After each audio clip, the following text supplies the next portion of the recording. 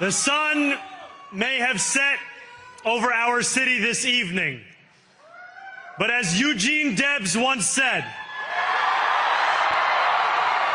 I can see the dawn of a better day for humanity. For as long as we can remember, the working people of New York have been told by the wealthy and the well-connected that power does not belong in their hands. Fingers bruised from lifting boxes on the warehouse floor, palms calloused from delivery bike handlebars, knuckles scarred with kitchen burns. These are not hands that have been allowed to hold power. And yet, over the last 12 months, you have dared to reach for something greater. Tonight, against all odds, we have grasped it. The future is in our hands. My friends, we have toppled a political dynasty.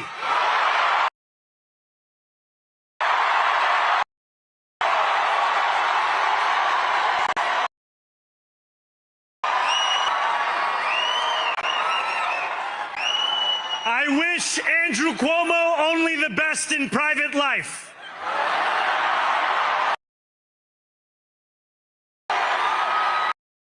It might be the final time I utter his name as we turn the page on a politics that abandons the many and answers only to the few.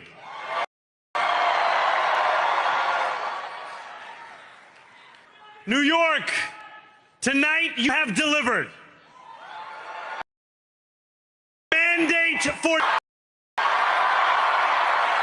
A mandate for a new kind of politics. A mandate for a city we can afford. And a mandate for a government that delivers exactly that. On January 1st, I will be sworn in mayor of New York City.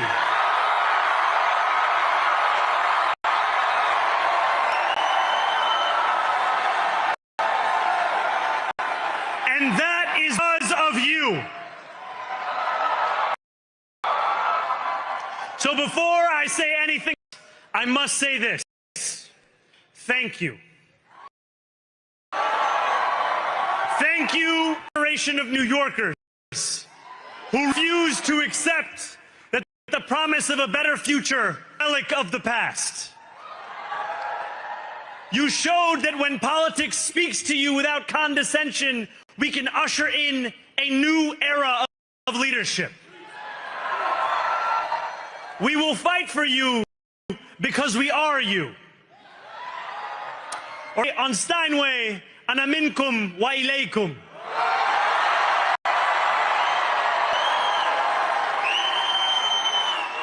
Thank you to those so often forgotten by the politics of our city who made this movement their own.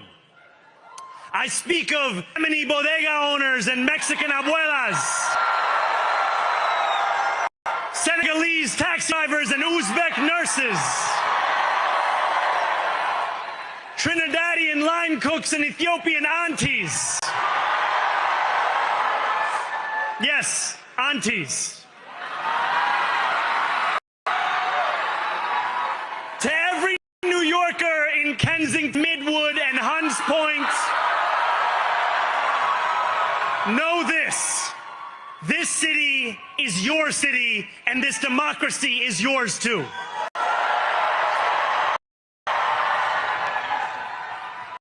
This campaign is about people like Wesley, a 99 organizer I met outside of Elm on Thursday night, a New who lives elsewhere, commutes 2 hours east of Pennsylvania because rent is too expensive in this city.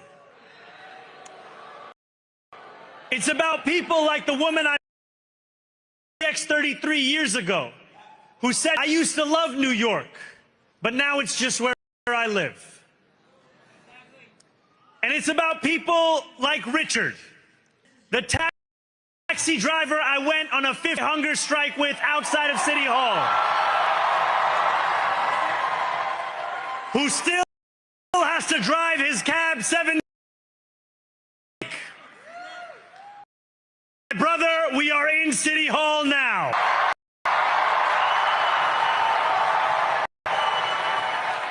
Victory is for all of them, and it's for all of you.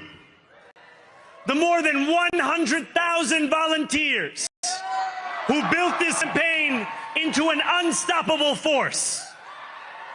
Because of you, we will make this city one that working people can love and live in again. With every door knocked, every petition signature earned, and every hard-earned conversation, you eroded the cynicism that has come to define politics. Now, I know that I have asked for much from you over this last year. Time and again, you have answered my calls, but I have one final request. New York City, breathe this moment in. We have held our breath for longer than we know. We have held it in anticipation of defeat, held it because the air has been knocked out of our lungs too many times to count, because we cannot afford to exhale. Thanks to all of those who sacrificed so much, we are breathing in the air of a city that has been reborn. To my campaign team, who believed when no one else did, and who took an electoral project and turned it into so much more, will never be able to express the depth of my gratitude.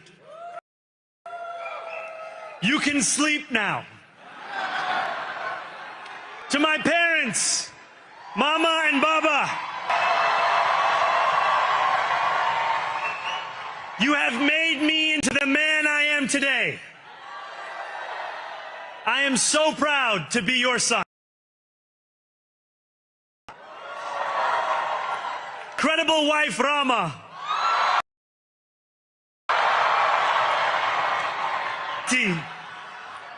There is no one I would rather have by my side in this moment and to every New Yorker, for me, for one of my opponents or felt too did by politics to vote at all. Thank you for the opportunity, myself worthy of your trust. I will wake each with a singular purpose, to make this city better for you than it was the day before.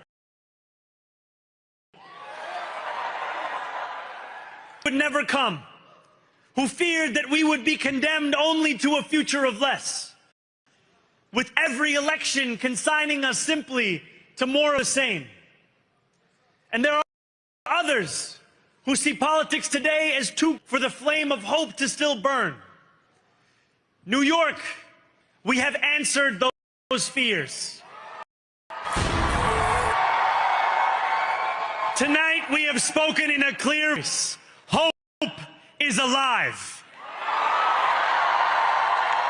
Hope is a decision that tens of thousands of New Yorkers made day after day, volunteer shift after volunteer shift, despite attack ad after attack ad.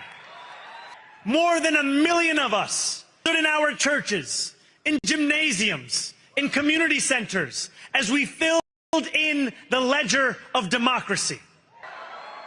And while we cast our ballots alone, we chose hope together. Hope over tyranny. Hope over big money and small ideas. Hope for despair. We won because New Yorkers allowed themselves to hope that the impossible could be made possible. And we won because we insisted that no longer would politics be something that is done to us. Now it is something that we do.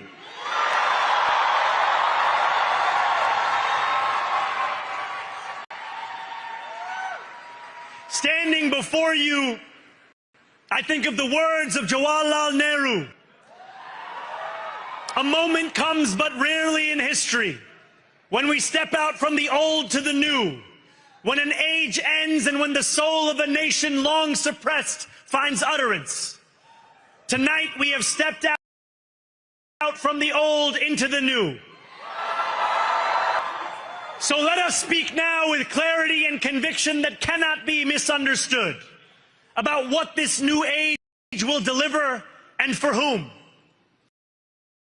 This will be an age. Expect from their leaders a bold vision of what we will achieve, rather than a list of excuses for what we are too timid to attempt. Central to that vision will be the most ambitious agenda the cost of living crisis seen since the days of Sharia.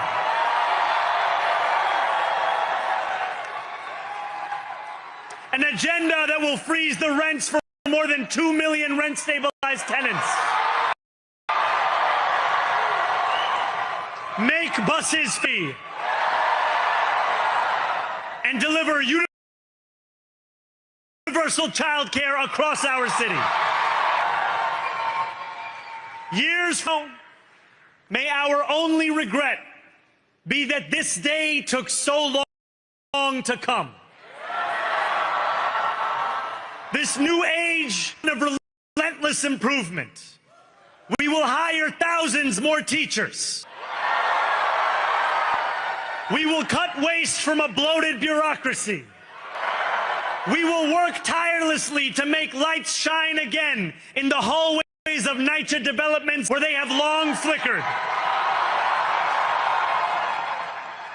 Safety and justice will go hand in hand as we work with police officers to reduce crime, create a department of community safety, mental health crisis, and homelessness crises head on.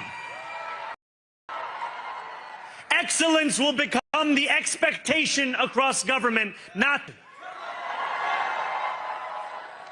In this new age we make for ourselves, we will refuse to allow those who traffic in division and hate to pit us against one another.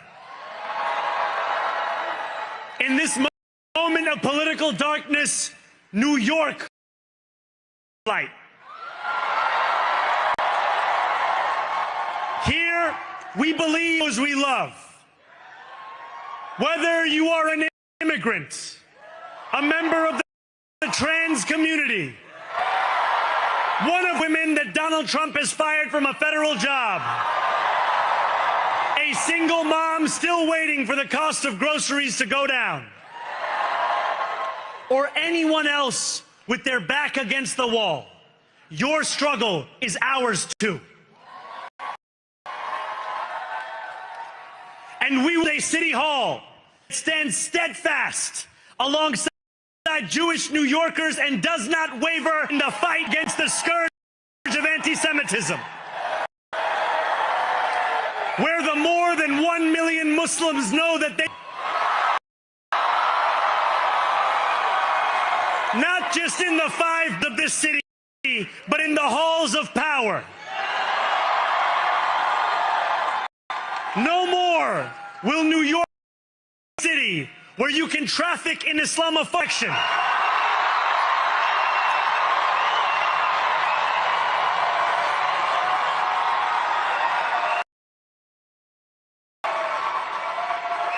This new line by a competence and a compassion that have too long been placed at odds with one another. We will prove that there is no problem too large for government to solve and no concern too small for it to carry. For years, those in city only helped those who can help them. January 1st, we will usher in a city government that helps everyone. Now I know that many have heard our message only through the prism of misinformation. Tens of millions of dollars have been spent to redefine reality and to convince our neighbors that this new age is something that should frighten them.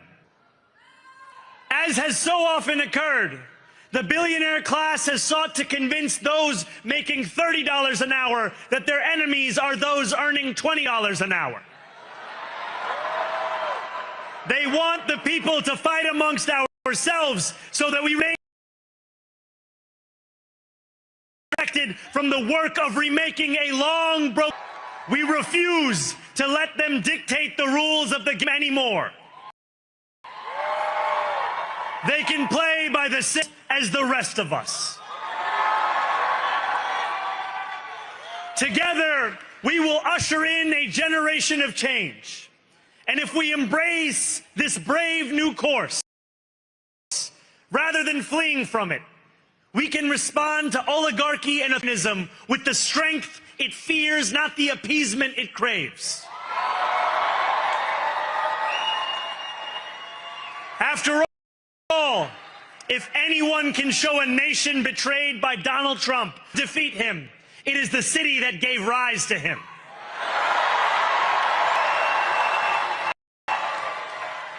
And if there is any way to terrify a despot, it is by dismay conditions that allowed him to accumulate power. This is not only how we stop Trump, it's how we stop the next one.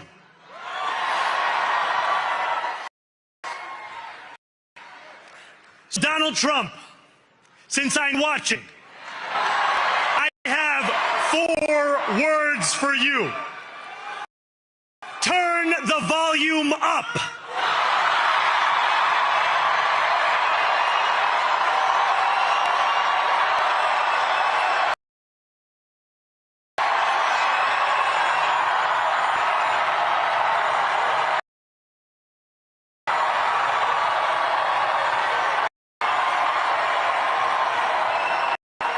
We will hold powers to account because the Donald Trumps of our city have grown far to advantage of their tenants. We will put an end to the culture of corruption that has allowed those like Trump to evade taxation and exploit tax breaks. We will stand alongside unions and expand labor protections because we know, just as Donald Trump does, right, the bosses who seek to extort them become very small indeed. Will remain a city of immigrants, a city built by immigrants, powered by immigrants, and as tonight, led by an immigrant.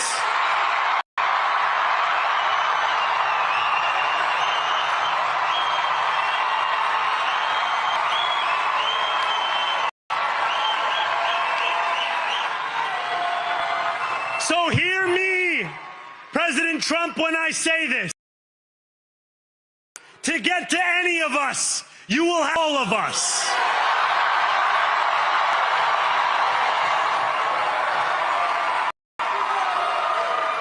When we enter City Hall in 58 days, expectations will be high. We will meet them.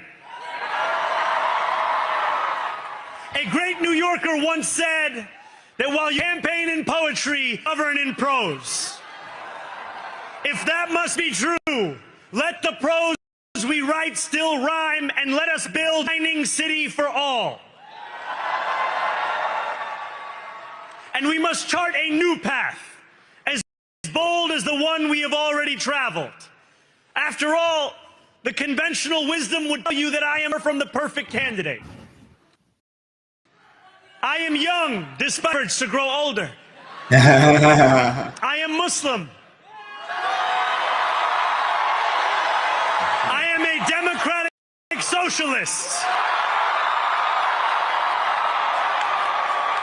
And most damning of all, to apologize for any of this. And yet, if tonight is us anything, it is that convention has held us back. Let us build a shining city for all.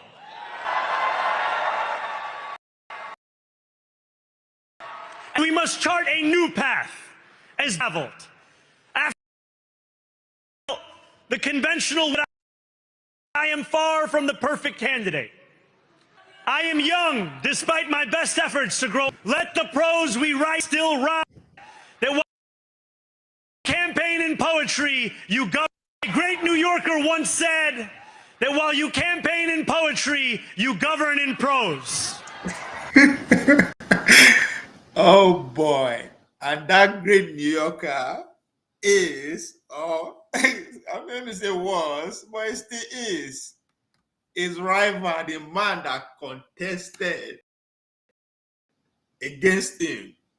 That quote was credited to Cuomo's father. Cuomo's father was former governor of New York. My. Somebody once said American politics is a festival, it's a carnival.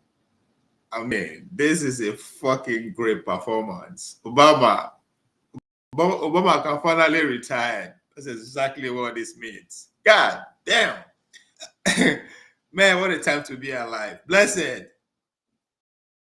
The next Barack Obama. This guy is it, oh my word. Oh my word. What a time to be alive. Holy shit.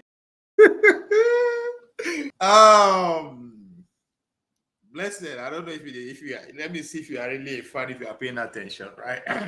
No, but I mean, wow. Where do I start? They always talk and say, if you don't understand World War One, I challenge you. You have no clue what time is it, what is going on right now in the world. If you don't understand World War One, if you don't understand, you have no clue what is going on at this moment. Because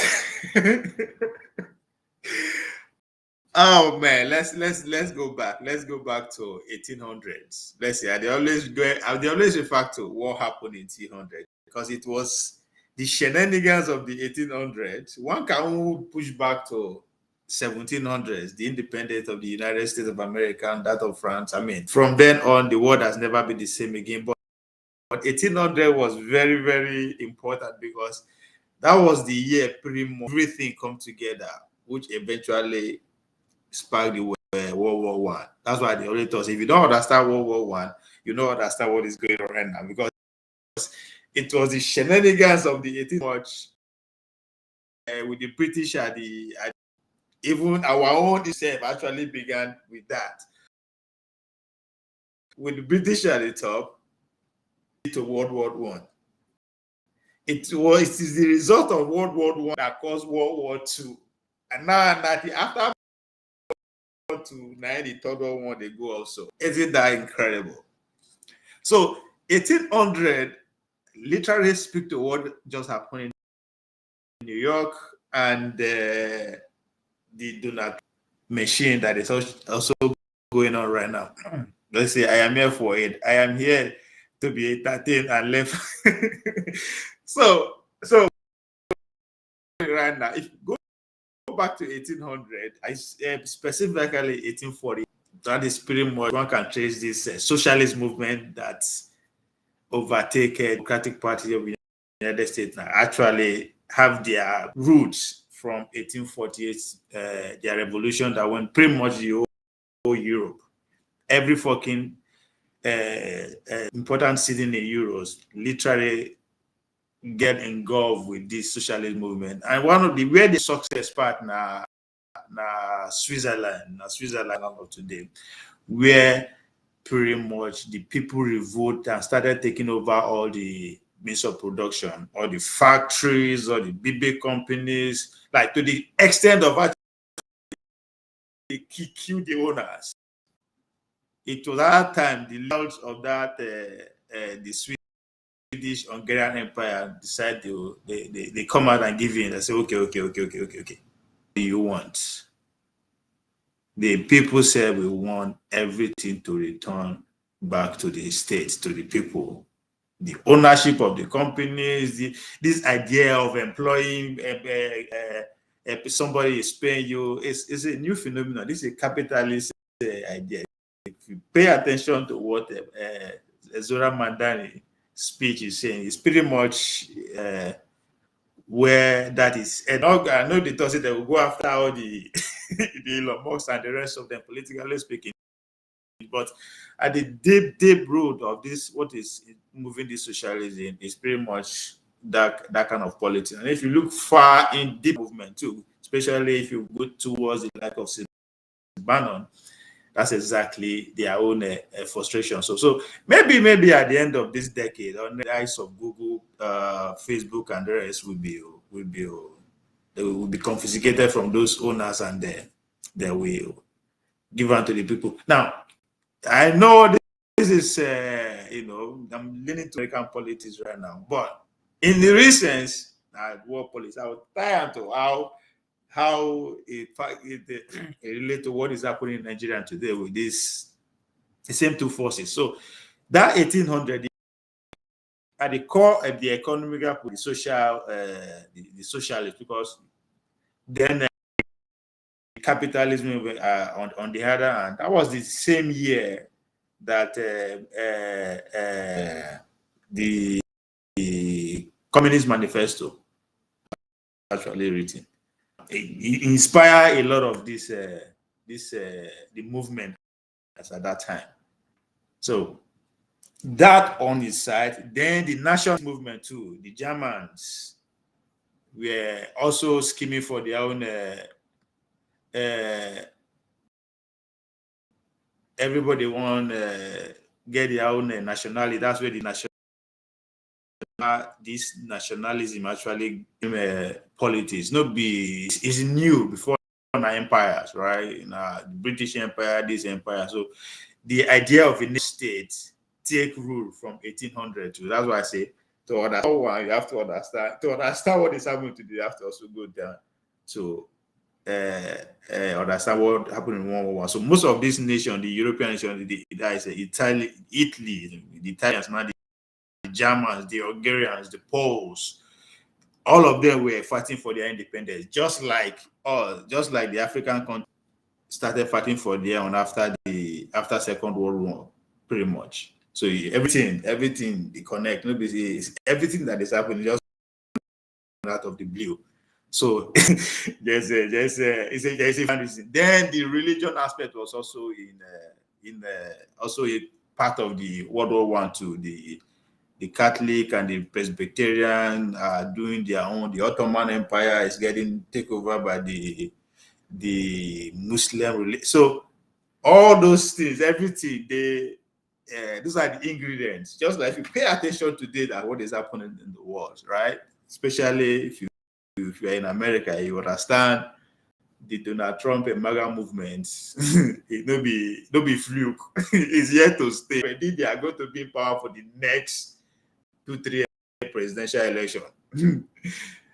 But with the rise of the socialist side of party by Mandani, so that's another route. So that's the future of Democratic Party as it is.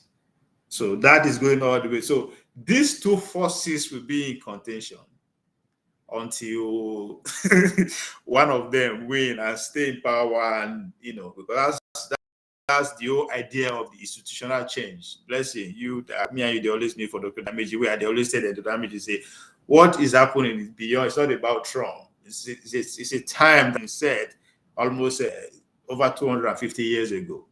At every 80 years, they will have to overhaul all their institution. That is what is going on. So it has nothing to do with Trump.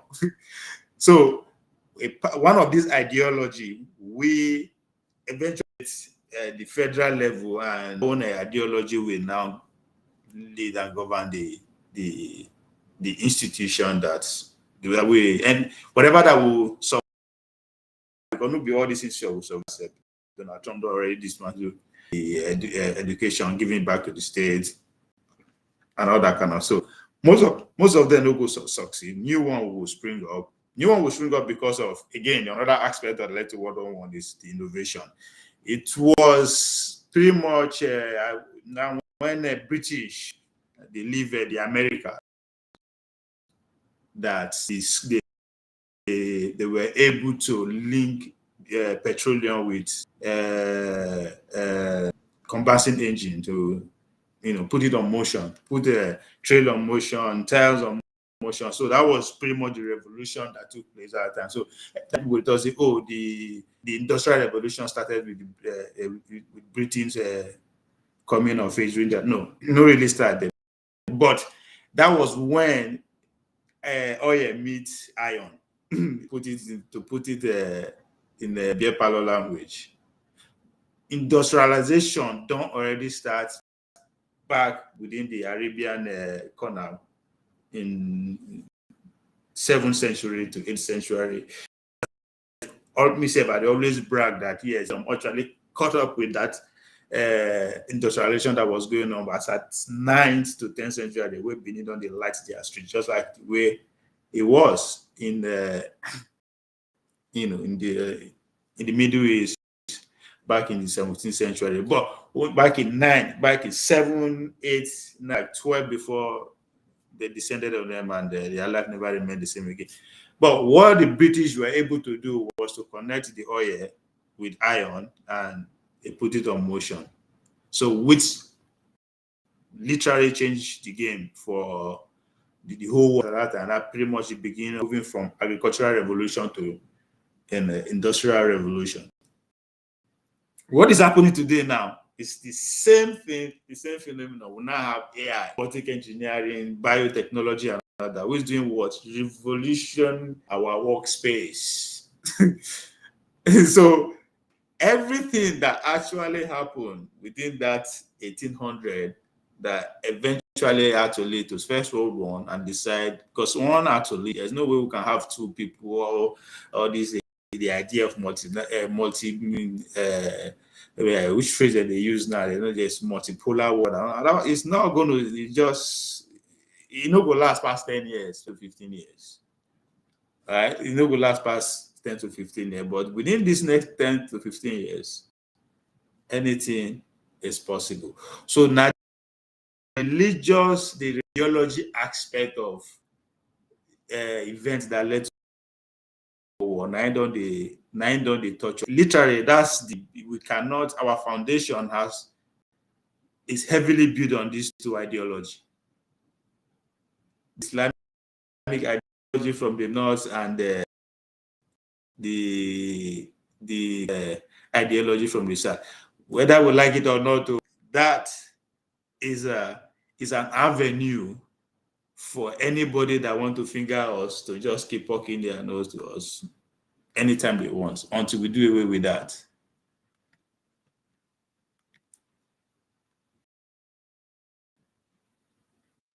My network, are you through?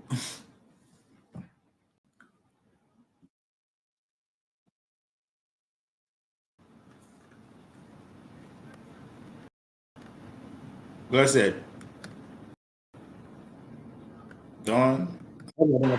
If that must, let the prose we write still rhyme, and let us build a shining city for all. And we must chart a new path, as bold as the one we have already traveled. After all, the conventional wisdom would tell you that I am far from the perfect candidate. I am young, despite my best efforts to grow older. I am Muslim. I am a democratic socialist. And most damning of all, I refuse to apologize for any of this. And yet, if tonight teaches us anything, it is that convention has held us back.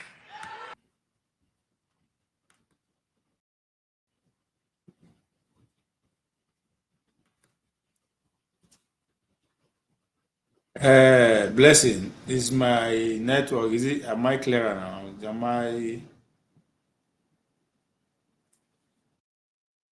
Tell me if you hear me better.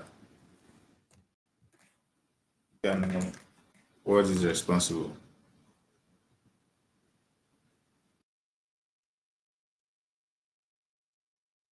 So, look, how do they relate to Nigeria? I think Obi strategy was supposed to be like that of Donald Trump, but I think he's the right person to do it. Is the wrong person to actually go that route. So, and I don't know, but this is just my own conclusion.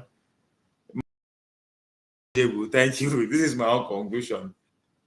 Obi now decide to go the socialism route as a capitalist. That's a wrong person for the right message or the wrong message. So Obi was supposed to come with that Donald Trump. It was as a go, just it is what it is. Go all out. But I think Tinubu beat him to it. When Tinubu come out and say Miloko on our turn, I don't know how you beat that. That was so the Obi naivety actually worked. I am saying this because somebody coming from the north, I knew liberty because I don't agree saying that turn by turn. So I actually fought against that by my action. I supported somebody from the north in order to say, come, this thing that you guys are doing, I thought it is a trap that will consume all of us. But of course, I mean minority all the time. So it no work. So somebody is going to come from the north during their turn. If Obi no fit do am, Obi still get chance. Obi still get chance. But I don't know by in 2027, I've been at 2030. Obi was a progressive right. Yeah, boy. Obi, I think they failed to read the polls they carry out. They carry out the wrong polls. Because Nigerian youths were just for that person to say, you know what, go, Mugo or die here. And Obi wasn't that person. And Tinubu decided to take that route. But of course, then Pentam as somebody we won't die the next minute. And the media ate that up.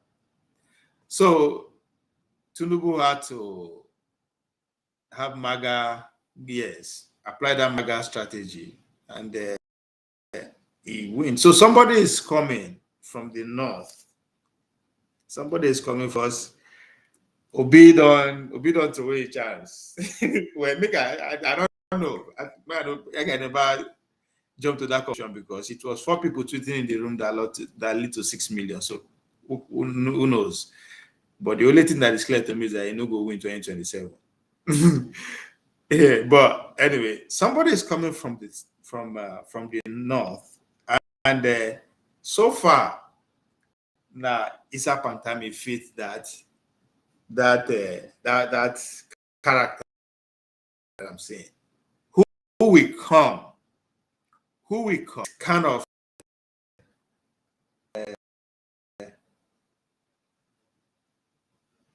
for this Mandani of a guy, man. It's just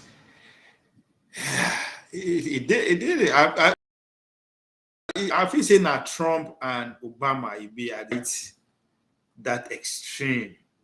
It was like Trump, maybe not because of his age and experience.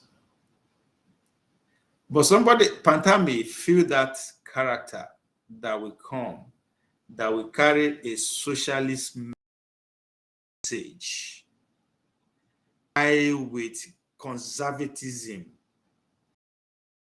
right? Because why I just can't see beyond Pantame is it check all the boxes, like in terms of a good candidate that the billionaires who are investors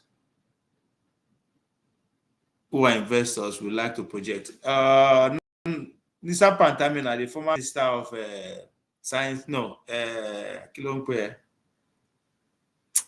This year, what's it again? We didn't give dot. The current guy who occupied that, who's holding that portfolio, is somebody dot to that young guy. Minister of minister of something has to do with the wait. That's crazy. I don't see him beyond crazy. Maybe that's why. It's a Pantame Minister of Communication and Digital Economy. I think that's what I was looking for. Information tech. Yeah, all this in diasporas in diaspora Nigerians. Make I have you. Since me say no how. So I have you. No be information tech.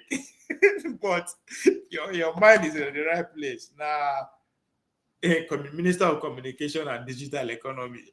I know the guy. Okay. So, make I see. That guy.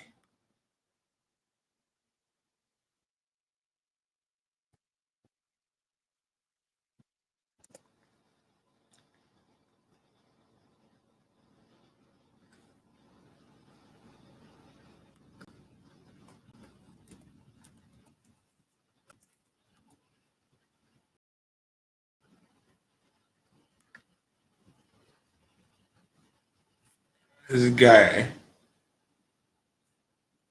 is a Pantamina. So, Professor at Futo, Cybersecurity, AI, Nigerian Prime Minister of Digital Economy, Chair AU for. Why just can't see any other as outside Isa Pantami? First of all, a divisive figure in B. His personal, his person alone don't share the country into two, because the first they will want to use say he's a terrorist sympathizer. Which is a perfect way, the good way to start. Don't split the country, which is what Tinubu did. Muslim state country, bam, split the country into two. Somebody feels to say, well, the Muslim country now they work against now with this Christian genocide, but they will get over it.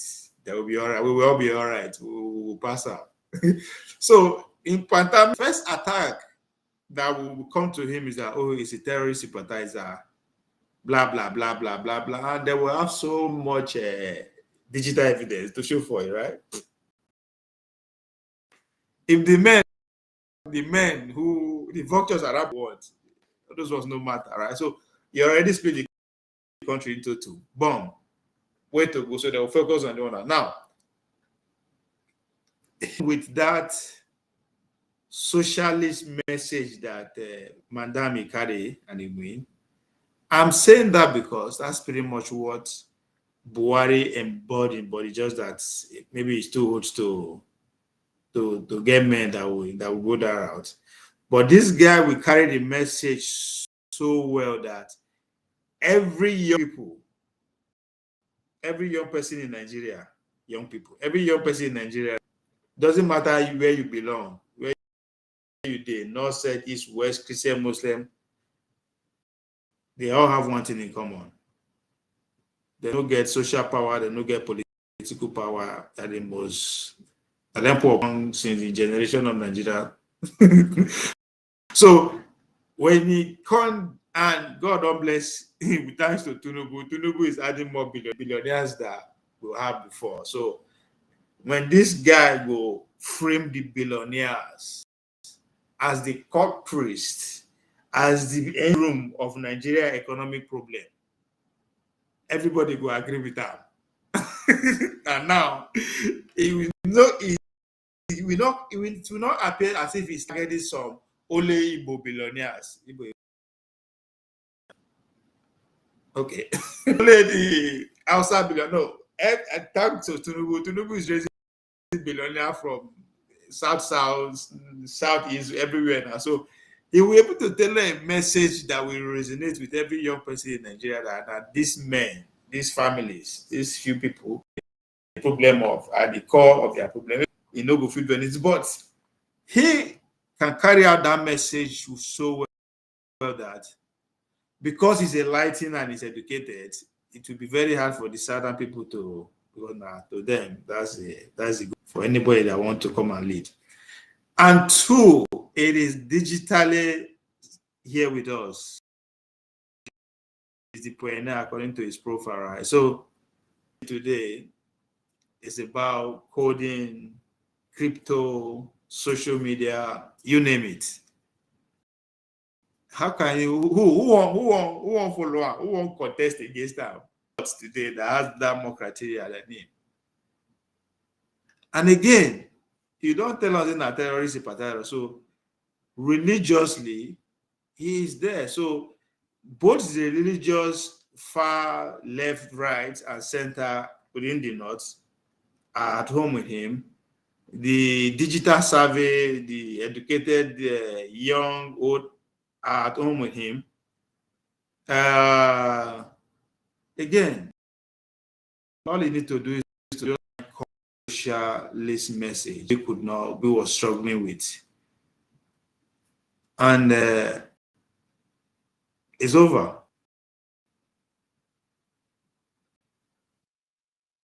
So somebody had to that would represent those billionaires, right? Which is how they see Trump as. But Trump was able to, one way or the other, get into the working class, the average poor man, black, white, pink, green, purple, and even though himself now one of them is Nubi is not a poor guy. It's also part of the elite ruling class.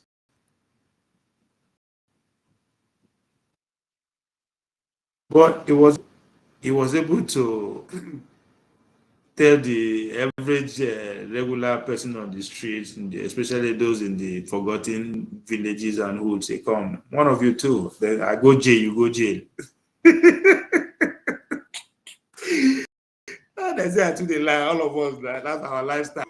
It was able to not just the rhetoric, but in a way, if you mirror, if you x-ray all the rhetoric and point it to him, that you will see everything that we're talking about. And, unless you won't deny who you are, you can relate.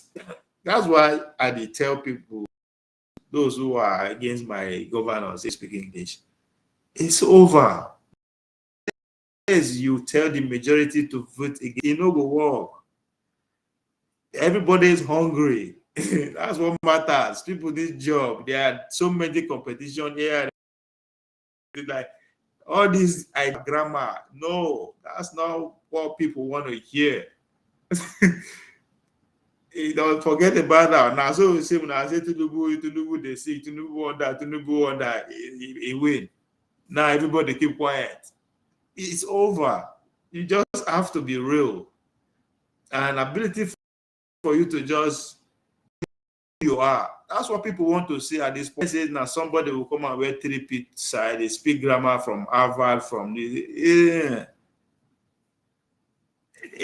even though the mandani of a guy is also part of the elite, is also so it's not from a poor home, it's also one of them too. But the guy who I was in New York spent almost more than 2 months in New York, New Jersey, that they're all the same. And you can tell. You don't need to watch TV. You don't need to go online before you can actually see the Mandani effect on the road. There's thousands of people who are knocking doors, who are talking to people in the park, sports centers, everywhere.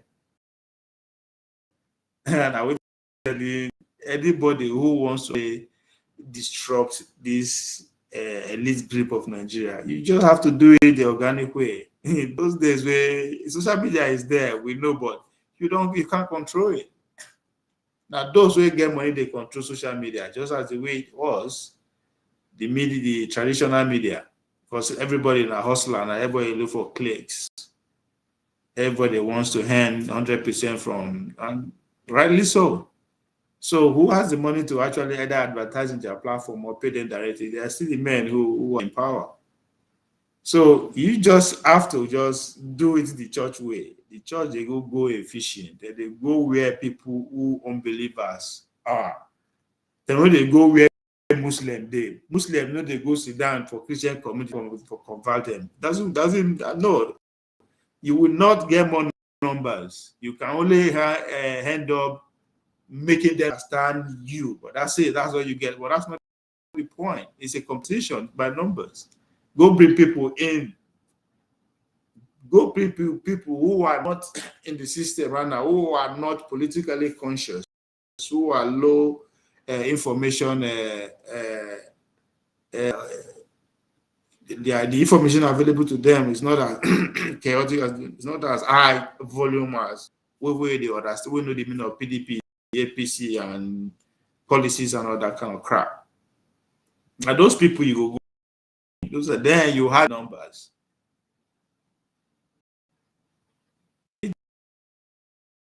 I never see pastors where they must turn to Christian. Neither do I see Christian, Muslim, they enter where Christianity they must turn to Muslim. No. So why you go the obedient PC side, they go, you want them to convert, and if they know you convert, they would insult each other. It doesn't make sense. That's why they always tell Foley, no, they come here, they try to force me to follow show. It's not going to work. It doesn't make sense.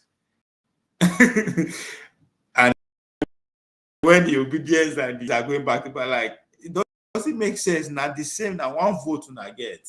You either vote for Showore or you vote for Obi. That's it. And just one person. Go outside. Go into the forgotten villages. Those people where they never go capture. Where we say now only annually they visit them with 2,000 bag of rice. Go and convert. That's now so pastors they do them. And imam, they go into the unbeliever. People they term unbeliever, they are not Muslims, they are not people who don't know this, who are not, well immersed with this two ideology. And that's why they flourish for Nigeria.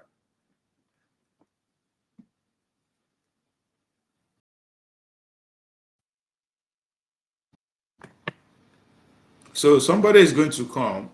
So it no matter now, time they come.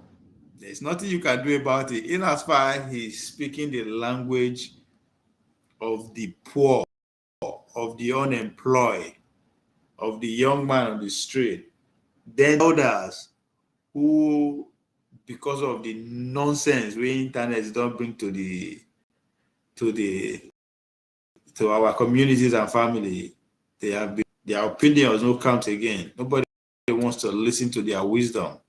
So somebody is going to come and is going to get those people and a true religion. It doesn't matter which religion, either not Christianity, non Muslim. That's why I say Obi chance is running out. Obi no fit. Obi could not hold it together. Could not bring this too many indicators to bear on one thing. No fit. They dodge. There's nothing we could do about it. Right on it.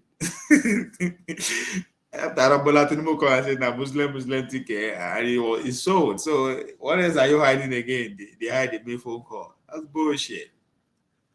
You are coming to be a leader, and you fear how people, some people go use, some can use your followers against you. Because that's exactly what it is. If you say you are a Christian and you have millions of followers, anybody who don't use this, speaking ill of those people. That's your bold to say I'm a Christian, I'm a Muslim, and I'll split the country into two. Now you not be able to be the first person to do it. How the game is played. So Obi could not come out to Christian, even though those who are in the arena know that that's literally what is propelling your presidential ambition. He come out, he couldn't come out to say yes, I am a Southeast person. Anybody that say to use it against him, that means you are annihilating them. He's a Southeast person. Does that mean that he's not a Nigerian? That's where he's from. That's where he is. His people desire representation. That's why I like the Maboki people. I go tell you who are fighting for my people. It is what it is. It has been like that from before independence. Tafawa will go and tell you, say, no, I'm here to represent my people's, for my people's interests. There are millions of people. How you go to fear? Obi should have come out. Yes, I'm a Southeast candidate. So what? Southeastern Nigeria. Is with it. You are alienating millions of people. Good luck. But you they hide. If you they hide, you are giving the opponent to destroy you.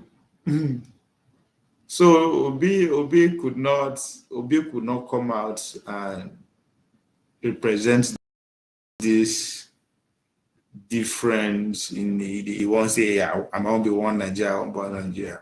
What do you even mean say you won't be one? Unless you are not one Nigeria. Unless you are not one, then you would make an open argument. My candidate is not a Southeastern candidate, my candidate is not Christian candidate. Okay, then we don't want you. You stand for nothing. That's what it means. So Nigeria now, we are very religious, quote unquote, nation, right? If not 90% of the people are either Christian or Muslim. So you have to do enough to pick a side, or people who are strike one you, and that is not good. So people like you see, that's why the pandemic will come out, and the first attack that was a terrorist sympathizer. That's a winner for right there. So don't win already. Once they get out, it's over.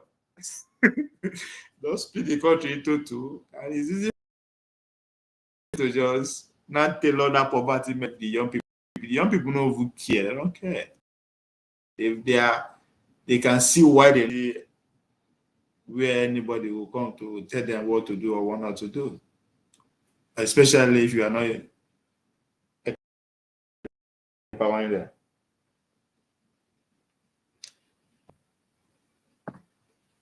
So it is what it is. Obi could not do it. They still they hide.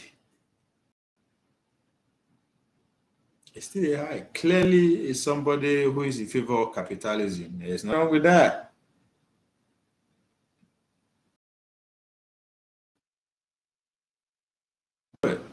You want under socialist party to carry out capitalist agenda, and when they really test, when the people test you to die for them, you chicken out.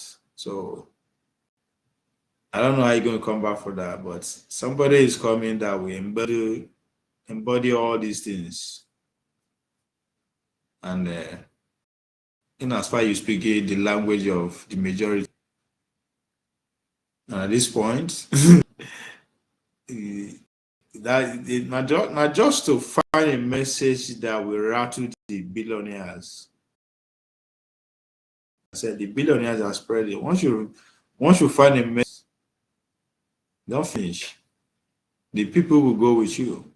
If you can make the people see that it is these so-called billionaires who are literally controlling the economic policy of Nigeria, either for their own greed or for their puppet outside the country, but they are the link. And they are becoming the link between, they are becoming the sole power broker in Nigeria, in the sense that the finance now, the politicians no feel they carry money they don't feel they bury physical cash. They don't feel they hide physical cash like that again within sight that they can easily, no, they work again. It has to go through banking system. So this is where the bankers are having a say, which is pretty much the billionaires. All right. We see when after Tinubu, they declared Tinubu a winner. The first person he visited is Olumelu. He's a banker. That means that's the guy that facilitated the movement of the money. Nobody say I ain't give out the money. That's not the point I'm trying to make. But the movement of that resources was facilitated by that man. Either he's coming from outside the country or else we need to move out within the continent of Africa. But that was the guy. When, especially at the time where Emefiele was in the country.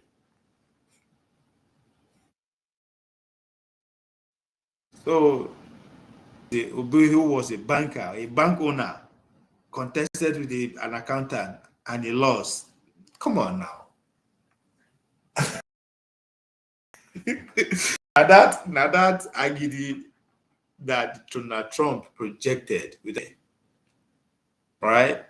That Mandani is also projected against calling out the billionaire direct, even though that then the finance and too, right? But he was able to put his message out there to make the follower believe that fuck I don't fuck with these people. Obama did the same thing. All Obama did was you can, even though you can't do shit. Even you didn't do shit, but hey, it works. Yeah, you are a Southeastern candidate. Yeah, Southeastern Nigeria. That's where I'm from. And my people deserve to be represented. We have the numbers. We have, I mean, hey, that's your problem to deal with. If you want to vote for, if you want to vote against me because of that, there are three other people who will vote for me because you voted against that. Well, I don't know. I maybe I did overstretch. That's what boldness means. Tinubu, now what did Tinubu come and do with that? Two things. Emilio come. Now my turn. You want to vote against me because of coming out body to sit on? I don't thought say I don't carry gun, say you must. I just thought say it is my turn. Some people fuck with that. So you want to vote against it because he come out and be good. Okay, I'll vote for him just because you vote against him. That works. Muslim tickets. You won't vote against that because it's a Muslim ticket. So we say, hey, I am voting for him because you are voting against that. I mean, you don't want one Nigeria. So I think Obi had so many things that he could have used for his own favor. If he come out to say, yes, I am a Southeastern candidate, that will rattle people up. But in the long run, by the time people want to do everything to make sure that stage is ready, then before you know, people will begin to vote for you because of that. Come on, yes, you're a Christian. That's half of the country already. You are speaking for half of the country. Once you just come out, say, yes, I am. Already, half of the country, that fucker right there. Holy Ghost fire, I'm with him. Chicken out, the main phone. That ain't going. That's to me. I don't know how to come back. Then at the time to come out, show the little bit of the streets, represent the street ones. The protests, then the consequences. The chicken out. So I don't know. I don't know. Tinubu say declare me president, nothing will happen. About carry away, we are going to sit down for panel. Announce am. Nothing will happen. My boy is the street. And nothing happens. The same thing, and the same agidi Atiku no get. Atiku, I don't know it, but he doesn't have it. But somebody is coming, and I am saying Patami is coming. Patami is coming with all the, or if he's able to just consolidate all those things. Yeah, you see, once if you say I'm a terrorist sympathizer, that's not your problem. Occupy your permutation with that. Good luck. But they will stretch it so tight that people will say, okay, yes, fuck it. This is 2020, whatever. That's 2031. We don't care. And that's why I make sure all we get a job. We have something to do. I mean, fuck it.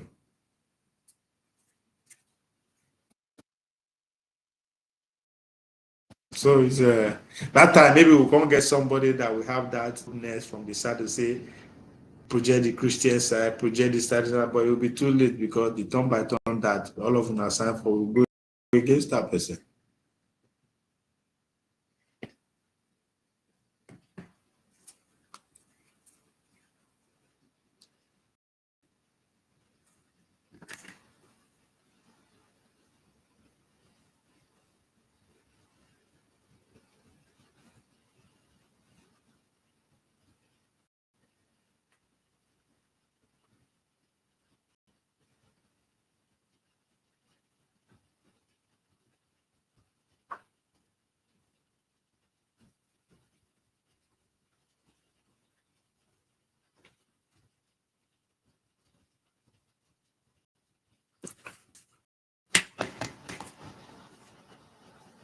Well, people say, oh, the Muslim ticket is working against Tinubu now. I don't see it like that. Because if there's anything, it's working to his favor. Because there are more people defending the country. There are more people defending the country against those who are on the other side of the conversation.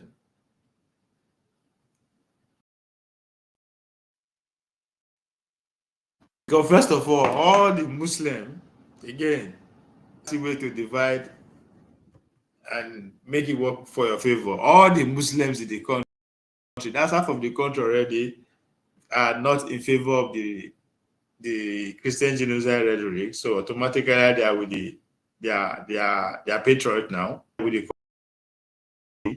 Then with the Christendom, within the Christendom, at least you get like 25% who are saying no. Yes, we agree Christians are dying. Muslims are also dying. Then I see another 20% who are saying, yes, a Christian genocide going on, but this is our responsibility. This is our sovereignty here. We will agree.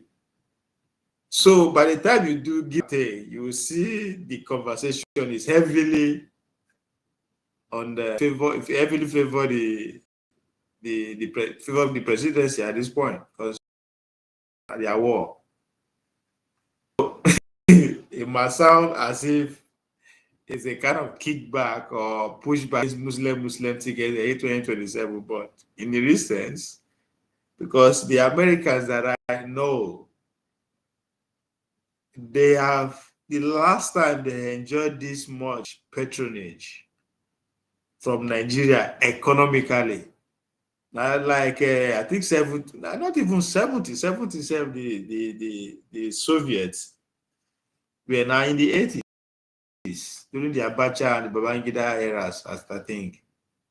Motherfuckers are happy. Shells, Total, all of them are operating at a full capacity. Tinubu just give. So everything is working. Maybe that they are ally, and then they find it hard to have their own cuts, and what's supposed to go to them is going to China. And of course, America, and they always clear bush for them to come in. Because as we speak, I think our Minister of Foreign whatever, Tuka, is in Germany, going back and forth. So, hey, the world is realigning. Strategy of Denial is one book where I would recommend by Edward Colby.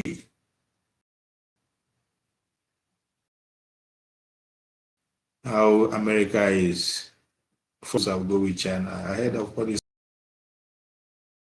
what is coming. So hey, I don't see Tinubu losing 2027. If there's any, this one, this Christian genocide is heavily on his favor, because it's about the nation now. They put the nation first, because that's why they came outside. There's a reason why Bola Tinubu came out with the national constitution, or what the constitution will say about religious practice. The presidency have not given their own take. Their own ration. Bola Tinubu has not answered Trump directly. It just presents the constitution. So, in other words, hey, don't defend that, defend the. And it's working. It's politics at finest. Both of the players, what I mean, both of them, both the government of the day, the Donald Trump administration, they are all playing us. Last.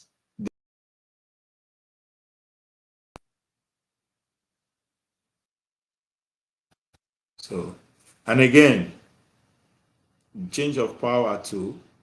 Maybe the transfer of document. No, it's taking too much time.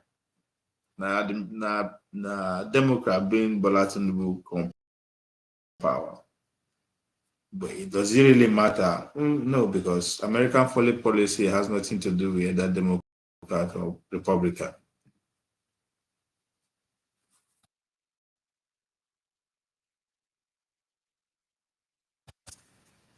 So if you pay attention well to all the noise that is going on at the core of it, you see 2027 is done. What is the book you suggested? Strategy of Denial by Elbridge Kobe. Let me see.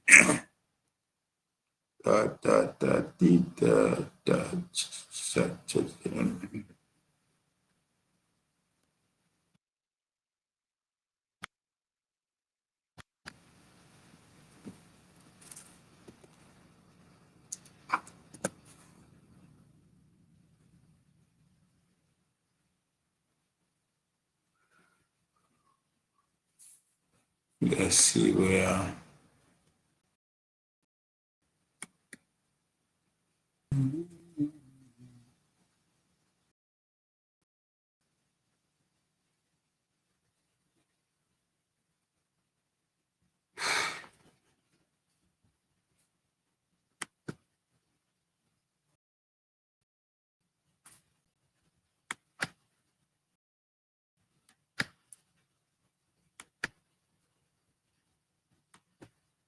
Let's see where.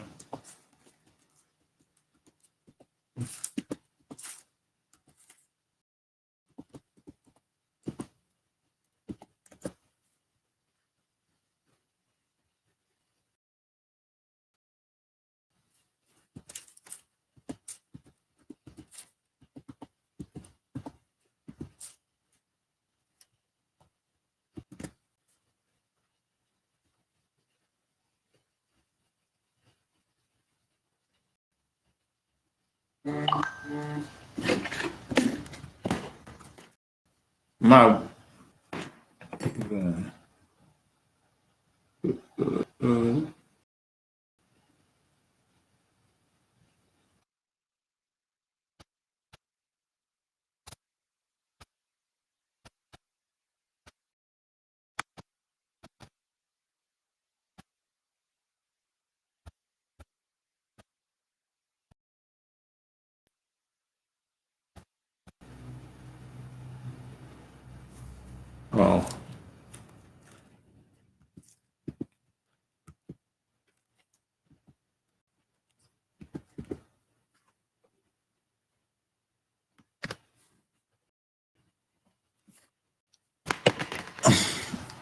Oh.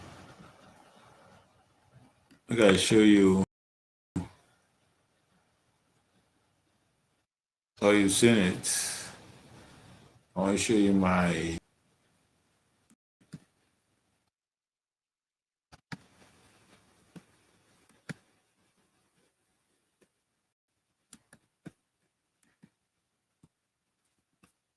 I show you my library.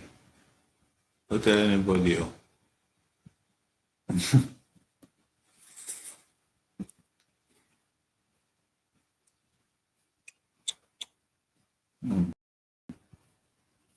Don't taste it for open the book. That's let's see that. Let's see that.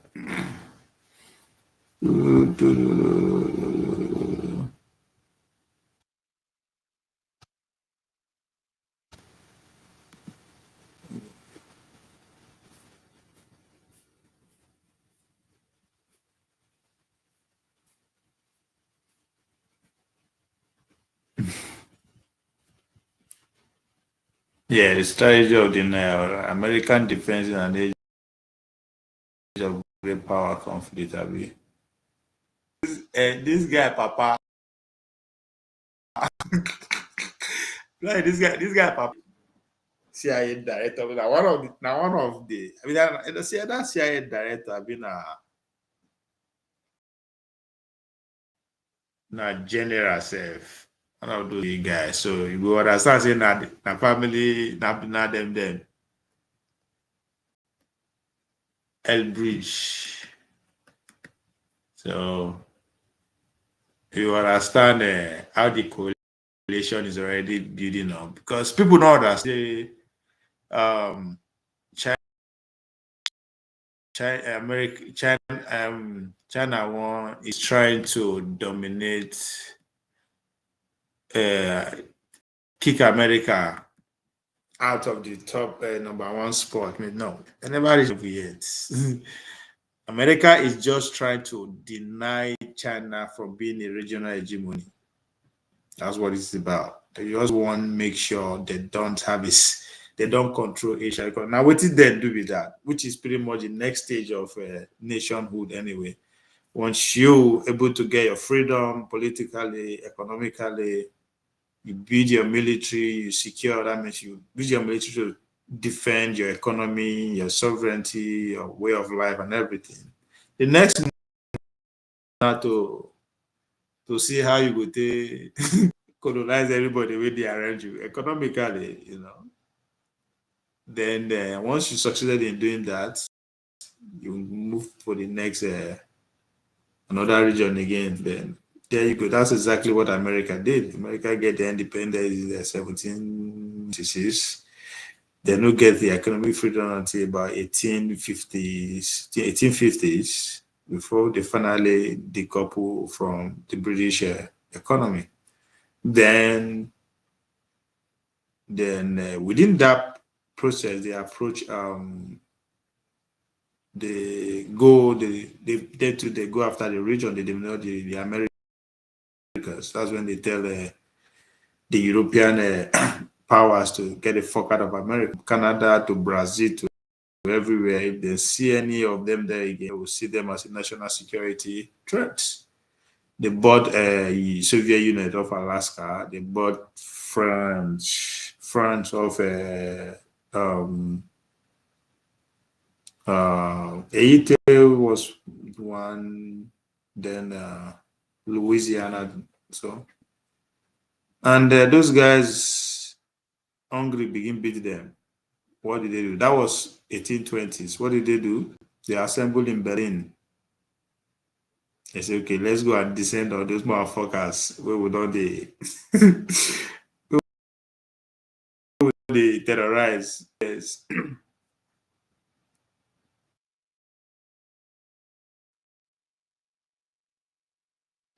um,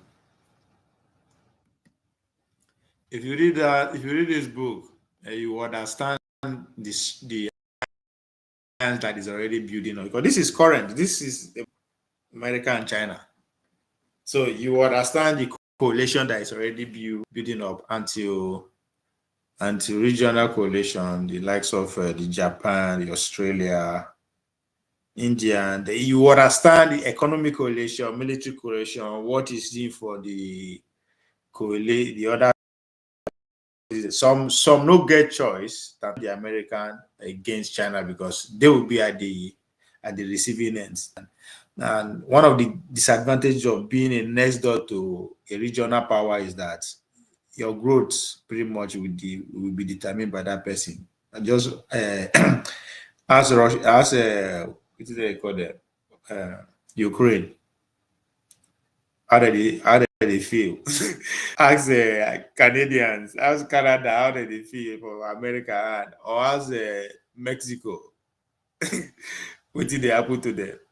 So it is a bad thing to actually be a neighbor to and to a regional powerhouse. Just like if say America, Nigeria now don't become una dream, so una go dey show all those small wey be una neighbor.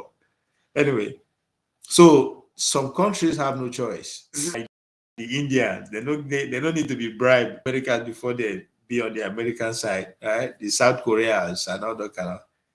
So you understand the strategic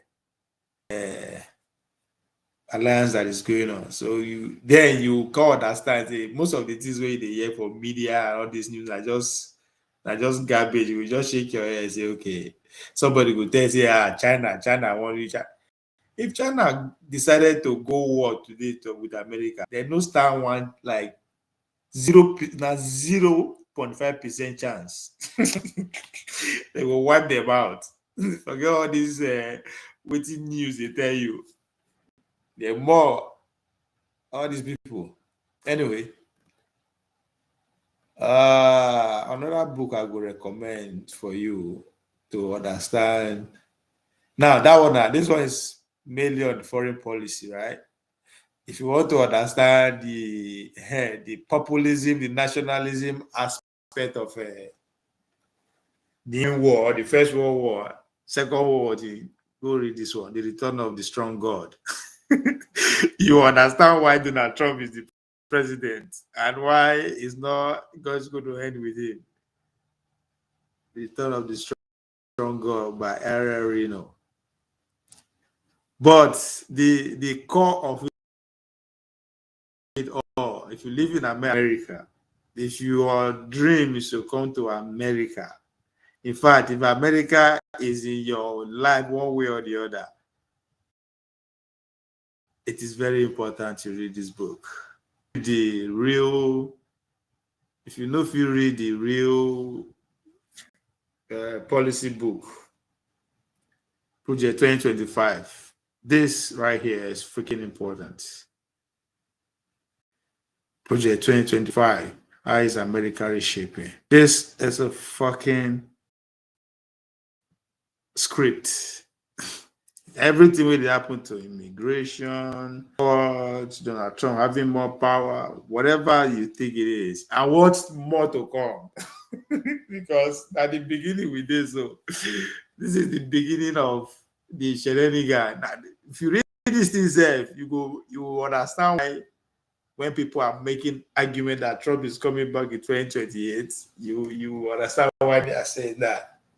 This is not the blueprint for the next 100 years, pretty much. How America will look structurally in the next 100 years. This right here will give you a kind of understanding of that.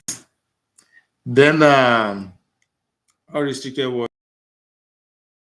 this one is what towards China, no. But another, the storm before the calm. this one will tell you what they happen today. In fact, this one will tell you every move. Trump. This one would literally give you the understanding of the why all the institutions have to be restructured. Why the socio-economic life of America too has to change. This George Freeman, it just is he get one of the new book where they come. It will soon come. I think he just gave you that to print. The calm before the storm. American discourse, the coming crisis of the 20 and the triumph beyond. Then you understand why Trump talk of the golden age. Read this. Very interesting. Spot on. This one now why bad. Anybody will tell you the article too old, go and read the original scene. Anybody will tell you, see, from if you read this book, if the idea that when they go tell you, say, oh, that candidate is too old, that candidate is sick, that should not no fall for that. You understand why Bob Biya still be president. If you read the original scene by Jake Tapper, also a journalist, or CNN journalist, on behalf of Biden, tell the truth of what actually happened. So if you read these things, so the idea is that one person is too old, one person is sick. You won't fall for that nonsense anymore. Oh my. The Nixon conspiracy, the Watergate, you will actually understand why this man resigned, why he has to go. And it has nothing to do with the Watergate. Again, those people when they talk about Epstein file. Yeah. May they go read this thing. May they read Nixon conspiracy, president, read this shit. There you go. That's what I'm saying. Nah, noise.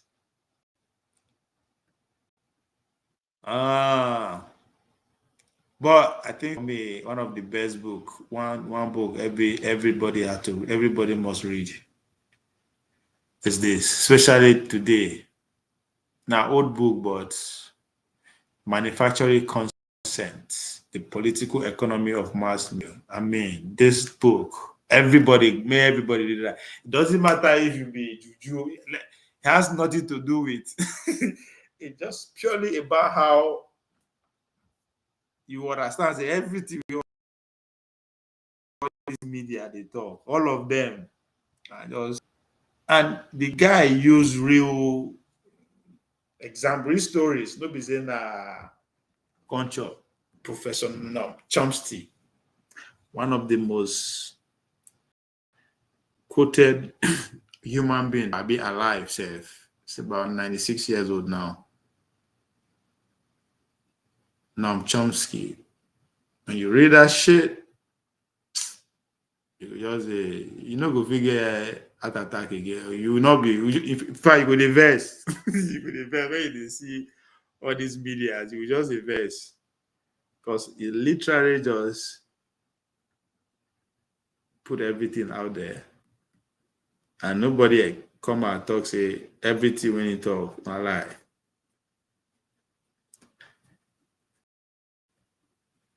So let's see how many hours I don't do.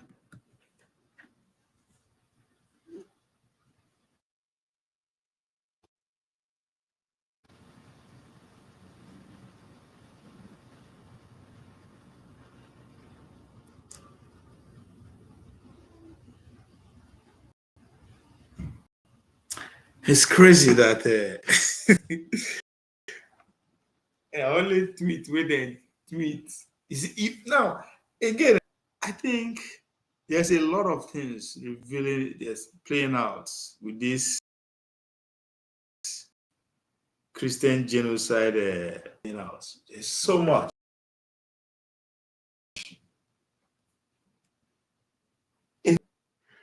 it goes how deep religions is playing in our life.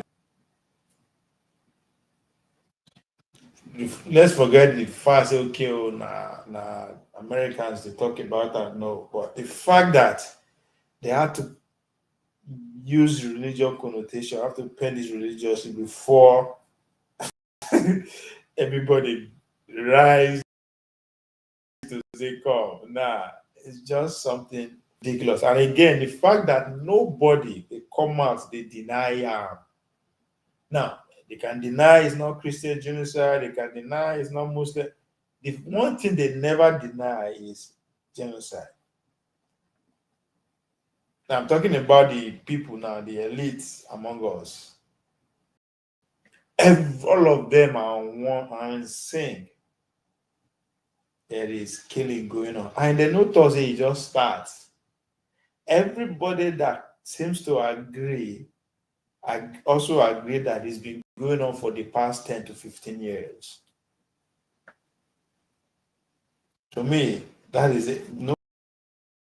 Nobody they won't pay attention to that. But that is again, it goes a long way to tell you how our elites have been captured.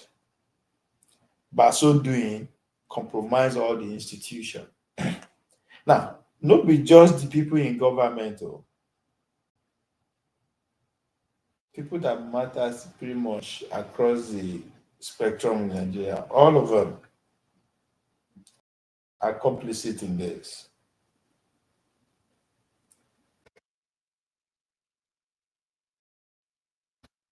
So there's no hope in this generation. We have finished. Can't change shit.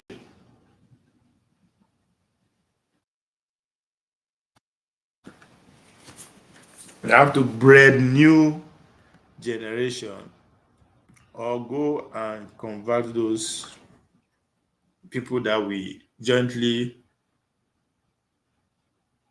throw under the bush.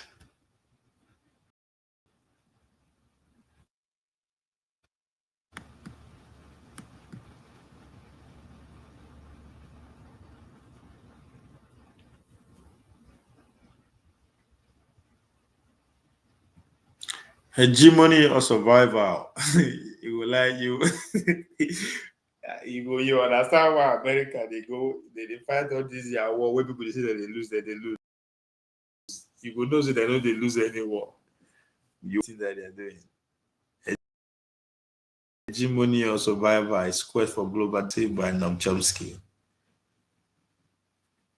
If you didn't Noam Chomsky book, nah, they tell you life story because he's among the people that protested in part and parcel of the American experiment for at least getting to over 80 years, close to 100 years. And a Jewish man who who's intellectual, he will tell you how like not just you go understand say all this Harvard, MIT, all these are just a breeding ground. They know you understand say now Pentagon, now they run all of them. Then you understand that from not just you will know you say that the idea of Republican Democrat are just facade. No, understand America, you have to understand the Pentagon, how Pentagon work. And this man right here, he knows the in and out because in a part and parcel. So any of his book or whatever you listen to rap, they tell you the real shit. This one of the most important to understand where will they go. All of us, the singularity is nearer. When they match with AI, the Kuzma, I think now one of the closest book to understand the madness. But the beginning of infinity is one, let me say, David Dodge is one human being. Everybody should have as a teacher the beginning of infinity, the expanding the transforming world. This is a book, The Williston Lie. It's an American past. Crazy. Two, the quest for dominance. We want to align tomorrow world.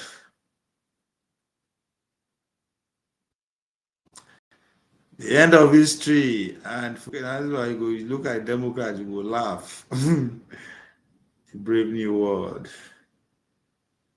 This is also a must. Theory of everything.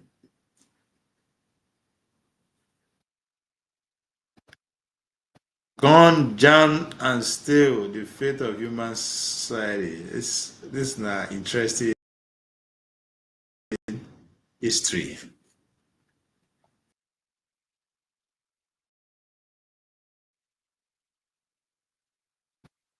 Coalition of power. So the coming wave tools is a good. This history of invention. You understand why Panama they be Panama them. And still Kano.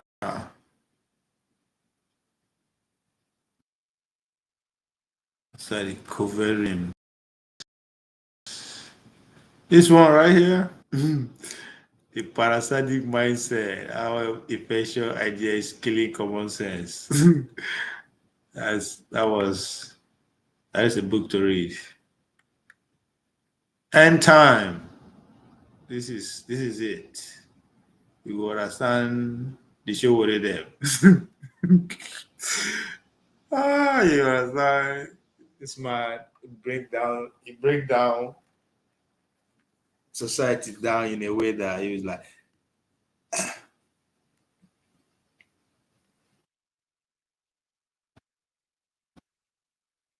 the end is the beginning of the war. You go understand why soon I no go feel they sell on oil again.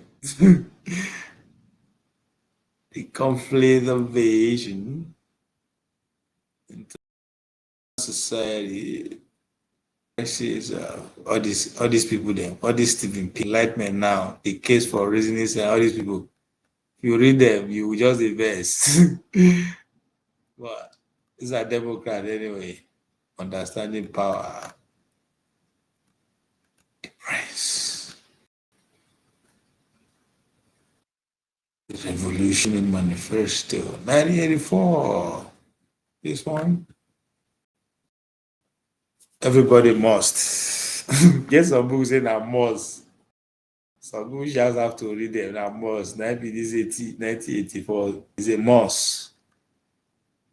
There are some books that are must. If you want to understand what happened for Libya,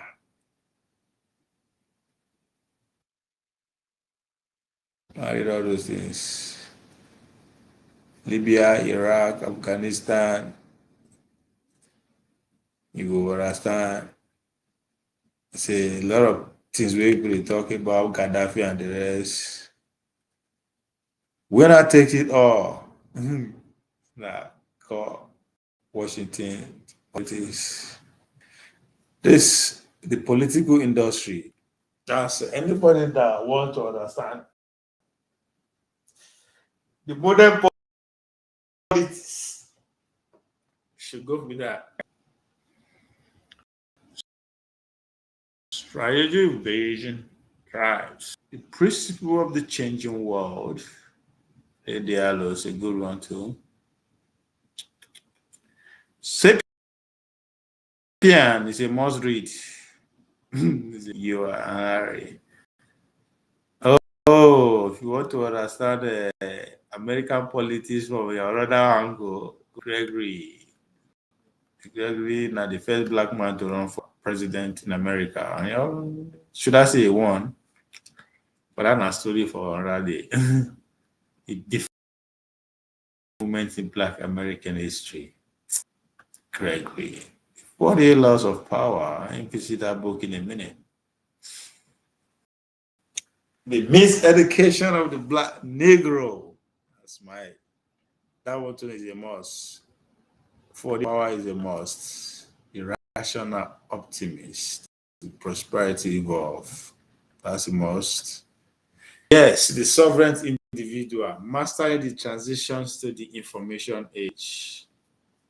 That's a very, to blow your mind. You're like, holy shit, this was the life I just lived 10 years ago.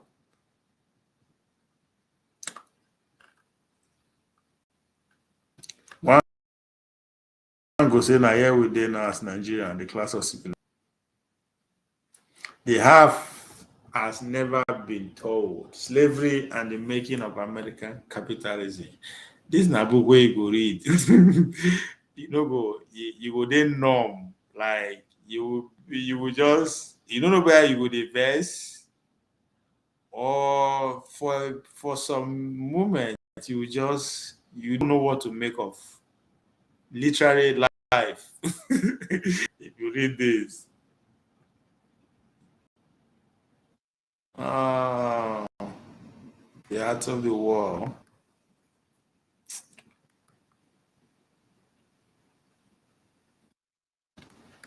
Must step out. That's the buy time. Done. I think it's difficult to go read, but what if you want to know where America does they finish, or where they in terms of generations, read Fortuny.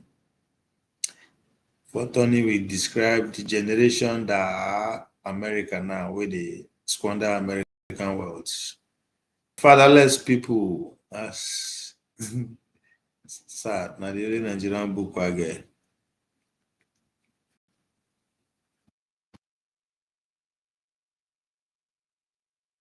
Anyway, it's unfinished.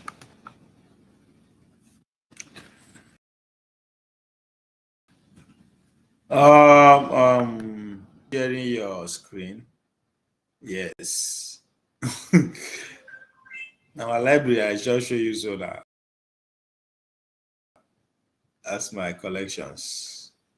That another one, my collection be that. Must see how many days have. How many days my collection?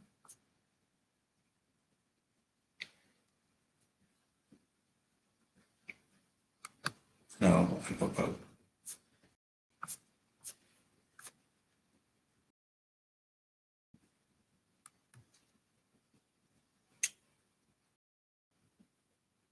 190 show. I think. I'm alive with that. Blessed.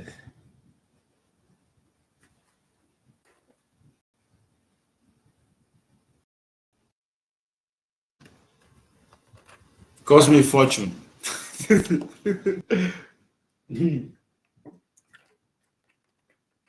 I invested fortune. I invested million in those collection.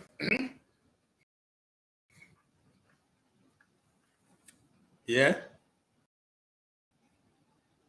So you see why you run my mouth. Because I invested fortune. But somebody will call it, tell me nonsense. And you cause me I keep quiet. You see why I don't keep quiet for Dr. David Jata? It's hard to keep quiet because something I already, something don't happen before. I don't know exactly how it happened, it happen. Then somebody will just call it, tell me.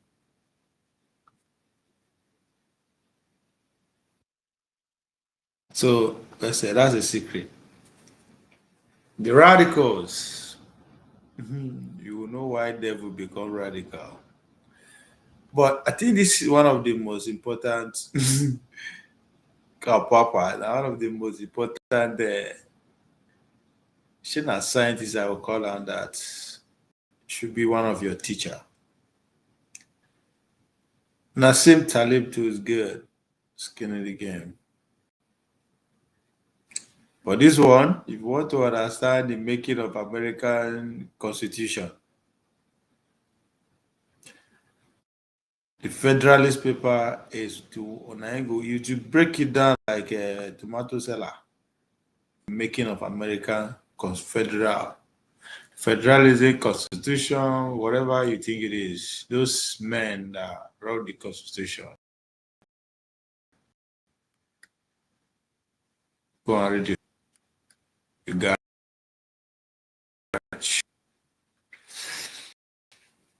Anyway, let's go out of my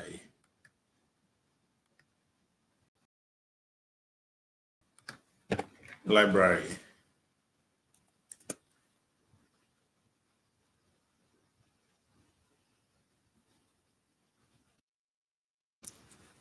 I don't know where they will block it. They will strike my video down. I for like listen to see the guy who asked me to go read the storm with the judge. Now they give me the latest. Now he was actually explaining that the book where I recommend for you, Blessing, the strategy of denial. He's even he go explain the book more, but he's actually giving what is happening now. Man, make I go there.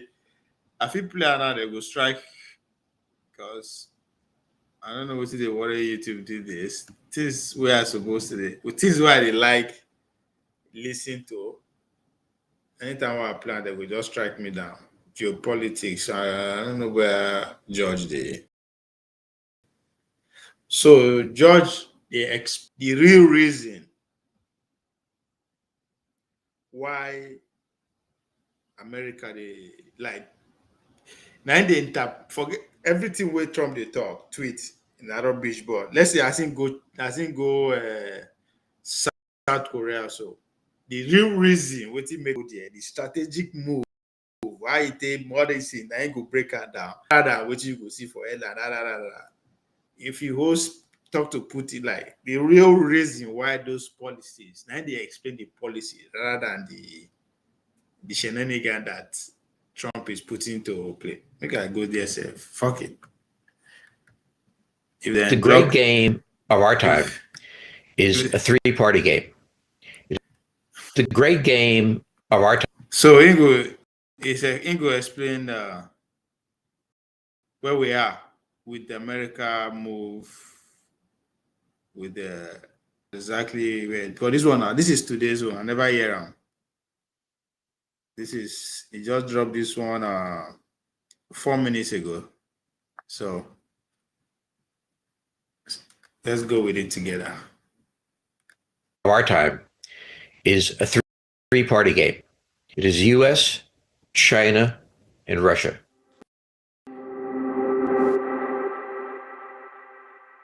And while we look at areas like the Middle East and we look at countries that are evolving like Israel, Vietnam, so on and so forth, the real game ultimately is the game between these three powers that have the capability of operating militarily on a very broad scale, theoretically, globally, as well as having these large sizes and everything else. So for our era, this is the great game, how this plays out. The United States is going through one of its cycles where the country is deeply divided, and there's fundamental questions of how power will, but not very much questions that we're going to be institutions in several ways because they have, as I've argued in the past, become obsolete. They no longer work. There's one fundamental there that's worth mentioning. The United States has many independent organizations, entities, which preside over finances, preside over health, and so on and so forth. The president under the law, does not have authority over them. Thus, given the fact that the president is the central foundation, we have many organizations like this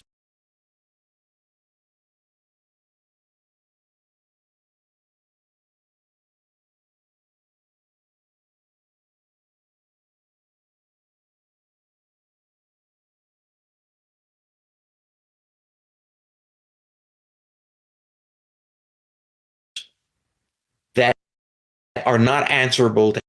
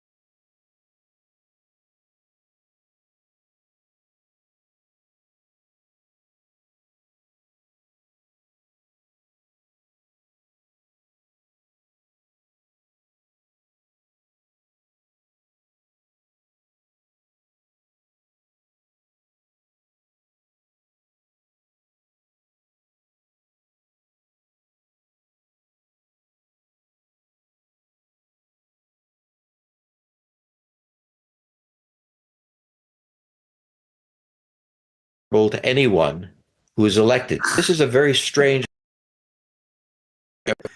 This has been institutionalized since World War II, having these organizations.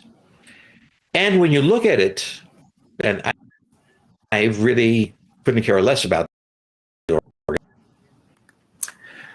Bless you. Bless you, no miss.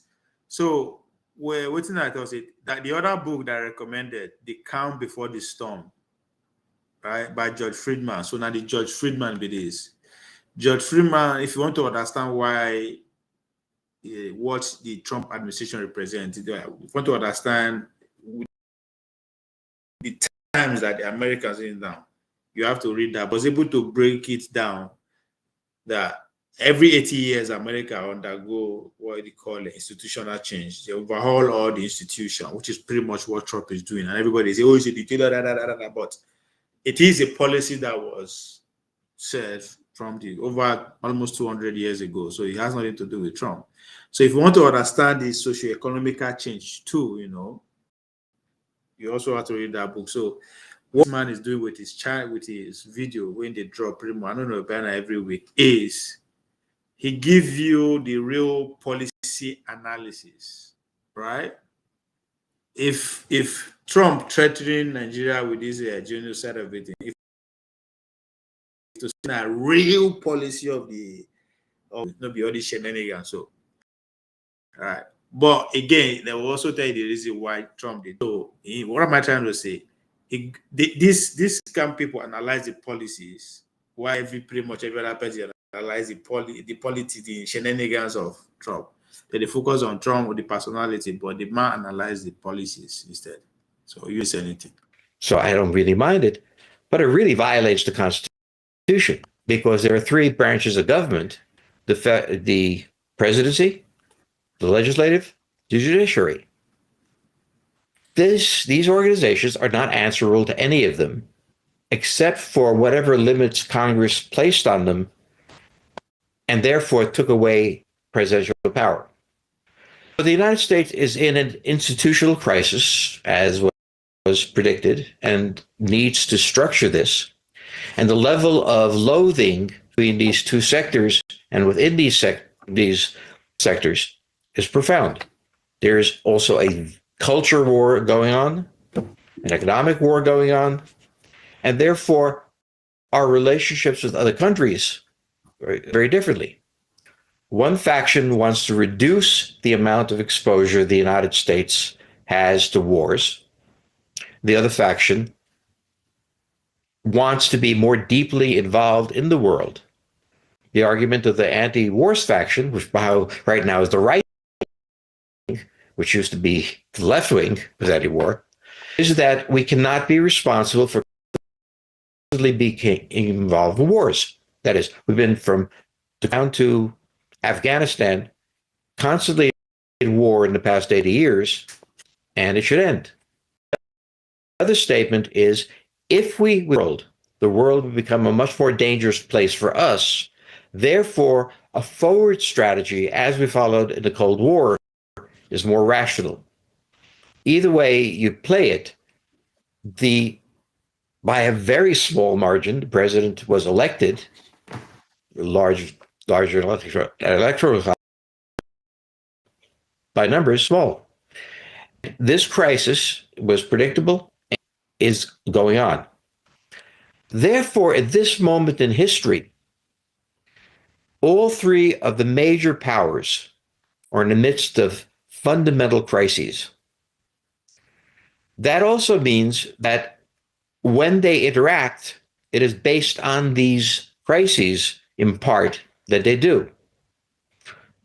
The American position is we want to put limits on our exposure economically to the world, hence the tariffs, to limit the level of vulnerability the United States has, as China has just experienced, to other countries, and the military aspect as well as Trump doesn't quite fit Trump, but he does fairly well, of being a pacifist.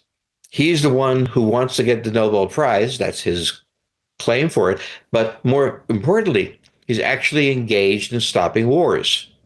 It's not because he's a pacifist. It's because these wars are dangerous to the United States. They may draw us in. On the other hand, there's a faction who's saying he's simply postponing the inevitable. And then there's the personal vendettas going back and forth that are there. So the United States is in that crisis. Russia is in a crisis of having entered a war that expected to win in a few months and has not managed to do so in almost 4 years, as well as continuing to take massive casualties at the front while not gaining any further terrain. No way to end the war except to admit defeat. They cannot do this. China, at the same time, is facing a fundamental problem. So what is the imperative of Russia? The imperative of Russia is to try to find an opening under which it can reach a settlement that allows it to appear to have won the war. In other words, more of Ukraine. The Ukrainians doing very well are not going to let that happen. So we can't achieve this imperative. The Chinese imperative is, please God, get me out of having these tariffs on me. Every time I turn around, why is Trump raising tariffs, particularly on China? And my theory is all the other were primarily intended to just China. That was the one we were dealing with. Why?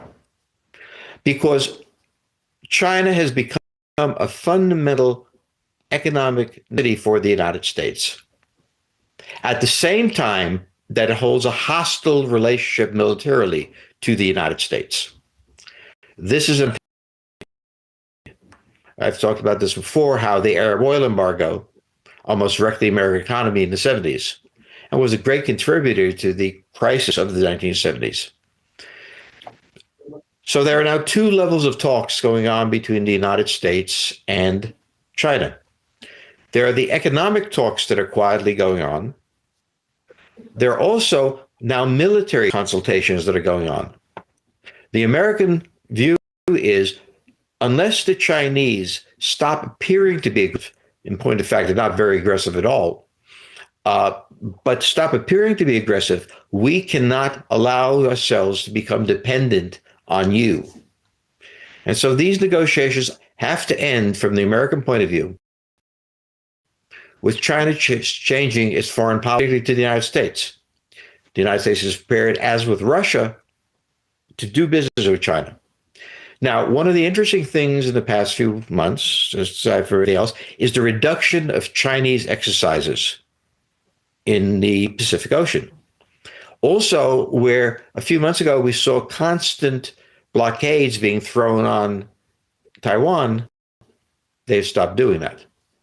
They also have another problem, which is that Japan is emerging as a major military power. The new prime minister has said they want to increase the amounts they're spending on military defenses dramatically, far beyond what the Americans asked for. China and Japan have a long-standing bad relationship. After World War II, Japan was impotent, China was disinterested, it was fine. Suddenly, Japan is emerging. The United States backing it. It does not want to have, China does not want to have this relationship with Japan. They have very bad histories. So what you see going on in the world here is the three countries are simultaneously in internal economic and political crises.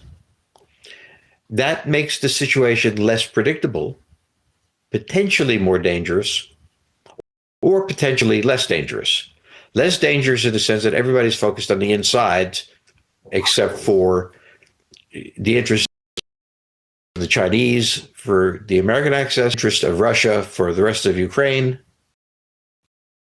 But the United States itself is looking at the situation at a more distant point, and therefore, in some ways, its internal crisis is more intense. For the full recording and much, go to geopoliticalfutures.com/GPF.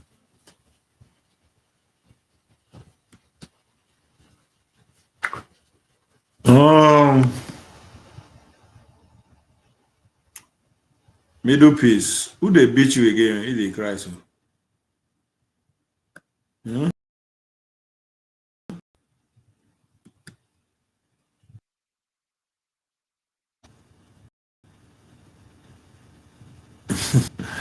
All these hustlers. Make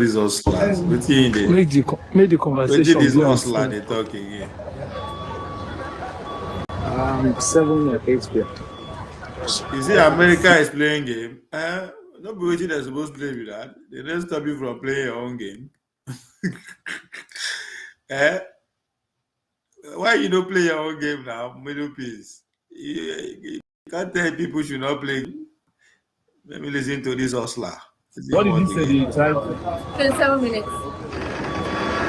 All the people that have read.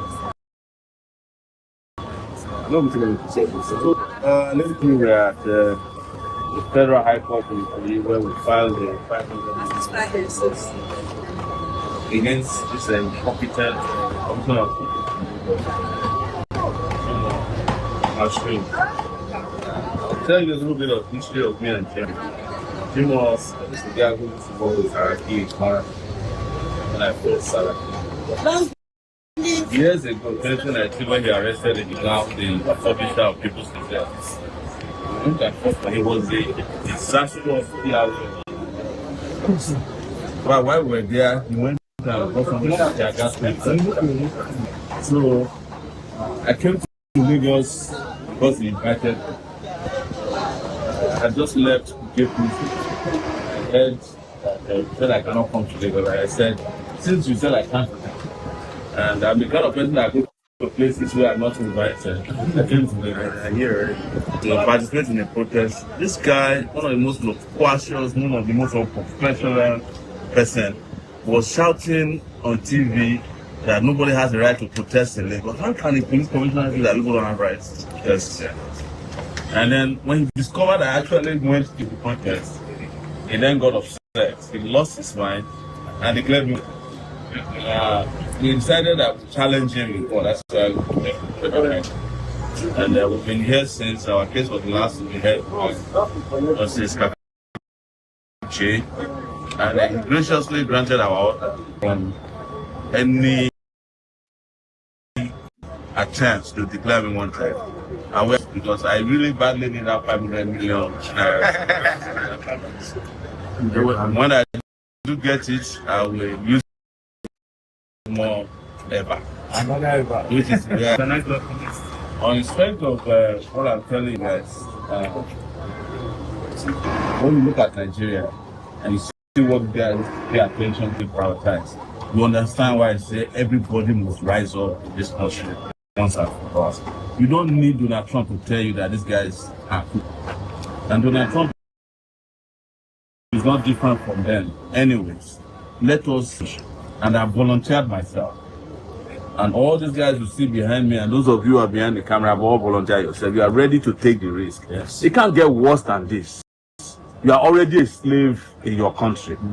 You are all matched by poverty, by unemployment, by all kinds of health issues, from malaria to typhoid. You have been besieged with bad roads, with no schools for your children, with no salaries. Even the policemen that are involved in this, I fought for them, and 29,000 of them got promoted.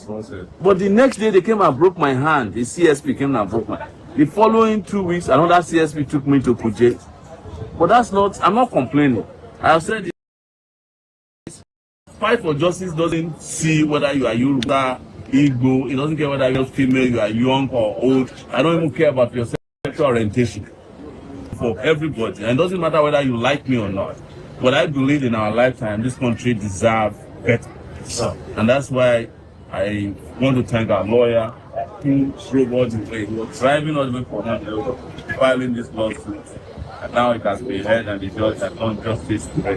I know the next thing you say is that you not trust the judiciary. Well, our judiciary is not up to the judiciary. Yes. It is up to us, the citizens, who show up to say the judiciary must do justice. Yes. That is why I came to court, Pastor. I don't need to bring court. And yes, if the judiciary cannot give us justice, we must bring justice to the. Yeah.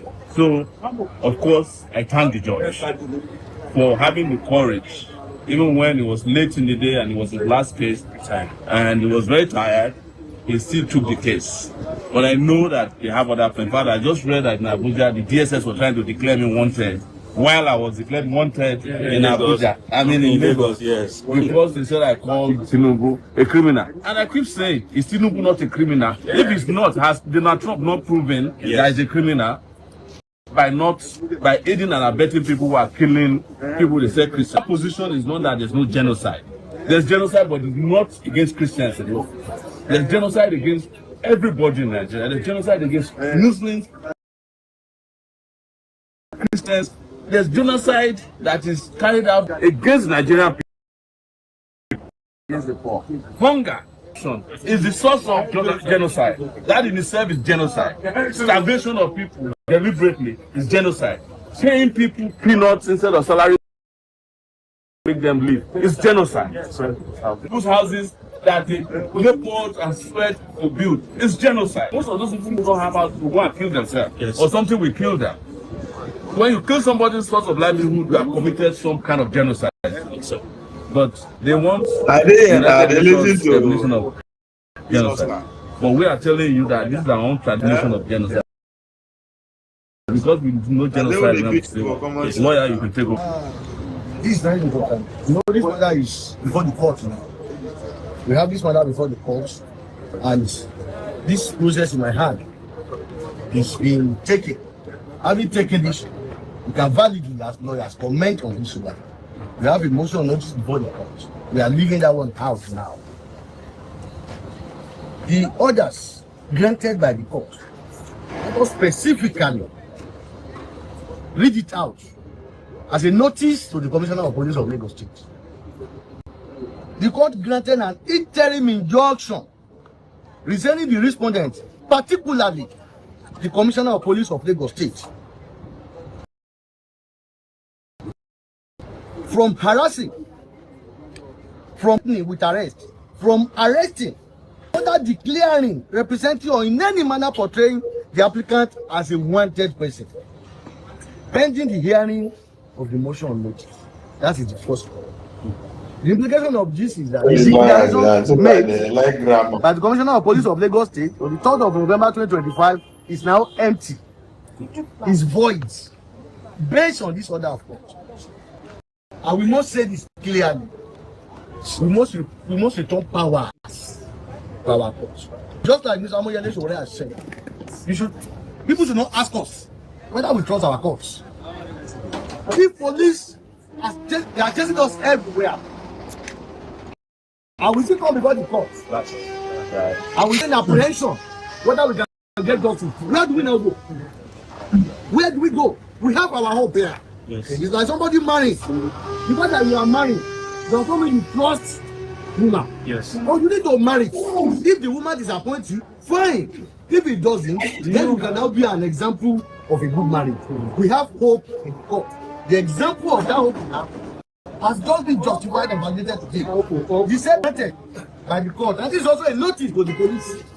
Another of interim is also all operation and action on the effect of the public declaration that is made by the Commissioner of Police of Lagos State describing and declaring Mr. Moyede Sowore as a wanted person. Pending the hearing, if these two orders granted by the court in Nigeria, yes, yeah. What are you talking about? We have hope. The judge waited to this hour to he read through everything and delivered a ruling granting these orders. Then what are we talking about? If we come together and insist on what is right, then let's do the nation. But when we give up and say we don't trust the police, we don't even trust the other person, I don't even trust the person here, and we don't trust the court, where do we go? Throw up your hand. Where do we go? When we continue to fight and insist and fight again, the order of 3rd of November 2025 is now void. Which was illegal. It is put in abeyance. And at the end of the day, we want to go to that motion. It is commonplace for us to sit in as normal. Under the law, the police does not have the power to just wake up and describe somebody at the distance, 110, without invitation, without any criminal investigation going on. And in fact, he made that declaration at the barricade. He was around the declaration while he was drunk. He was around the Worosoke Bridge. Declaration under influence. He was around the Worosoke Bridge. Made that declaration. People were shooting their gas, and he unilaterally, without any background, without a good thought, he just shunned all those words. As I hereby, where does that power lie? If your power is not from the law, it is illegal. And that is what we are here to prove, and we are going to prove it. And we are also going to get damages against them, so that we can teach them lessons. And that whatever order we get is for Nigerians. It's for Nigerians. People are always on the road. Why? We are always on the road from our state. We are on the road from our country. We are on the road from the police. We are on the road. Why? And now are we all of us and now the police is not on the run. Somebody travels to Lagos. As he said Lagos, they declare you want. Where does anybody get that power? Come down from Kano. Please, as we are challenging this, I challenge all of us. We have to raise our voices. If Mr. Moyede is already today, tomorrow it will get all of us. Yes. Thank you so much. Thank you guys so much. Of course, revolution now. Only solidarity forever. We are saying solidarity forever. We are singing solidarity forever. We are always solidarity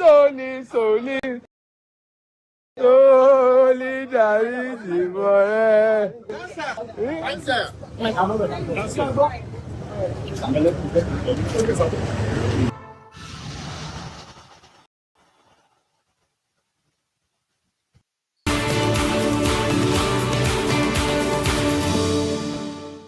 Joining us now with stories trending around the world is Vimbai Muchinhiri Ekweyon. Good morning. Good morning, Dr. Abati. Good morning, Ayo. Good morning, Rufai. How's everybody doing today? Excellent. Yeah, everybody's looking bright and rejuvenated. Dr. Abati, we're counting down to the big day. 2 more days to celebrate, and readers like me are waiting for the books. Yes, sir. The party is important, but the books are important.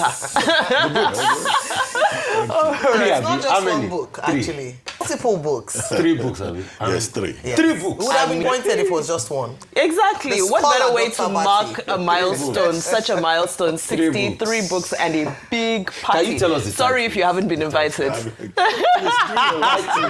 Wait, you're making Dr. Bati blush this morning. Tell us one of the titles. Let's do what's trending. Tell us one Okay. of the titles. Time is going. It will be revealed. It will all be revealed on Friday. It will be revealed on Friday. Good morning, viewers. Thanks so much for tuning in today. We begin what's trending today with very serious business. The latest development in the American government's threats to intervene in Nigeria's security challenges have emerged as Republican Senator Ted Cruz has posted on X saying that in the next few days he will be explicitly naming the Nigerian officials that he feels should be held accountable. President Trump designated Nigeria as a country of particular concern. That is tremendous news. It's something that I've been advocating for a long time. There is no country on earth where Christians are more persecuted in Nigeria. Since 2009, more than 50,000 Christians have been murdered by Boko Haram and radical Islamic extremists. More than 20,000 churches and schools have been burned to the ground. I introduced legislation to direct the administration to designate Nigeria as a country of particular concern. President Trump has done that. Thank you, President Trump. We're going to keep the fight going to protect Christians and to protect religious liberty. On his X account that accompanied this video, he also shared a statement, and that read, "I've been pushing for legislation to designate Nigeria as a CPC and to impose on the Nigerian officials responsible. Thank you to President Trump for his leadership in imposing the designation and more broadly for fighting to stop the murder of Christians in Nigeria. Now we should take the next step and hold Nigerian officials accountable. I intend to be very explicit about who they are in the coming days and weeks." Gang, gang. You were saying you hope your name is not on the list. I'm joking. I'm not doing What's it's your take on this? politicians. Yes, I It's know. Nigerian politicians that will be asking now. My name is not on the list. Hope my name is in America. Hope my name is not on the list. Little wonder that we are really here, even the debate. Somebody say, don't talk about Trump. Don't talk about Trump in the past. Trump will be. It's not just about naming. What basis will he be naming those names? Are they going to also bring out the empirical research? Because we also run the risk of naming names out of vendetta. And it's not today politicians have been naming all of this insecurity.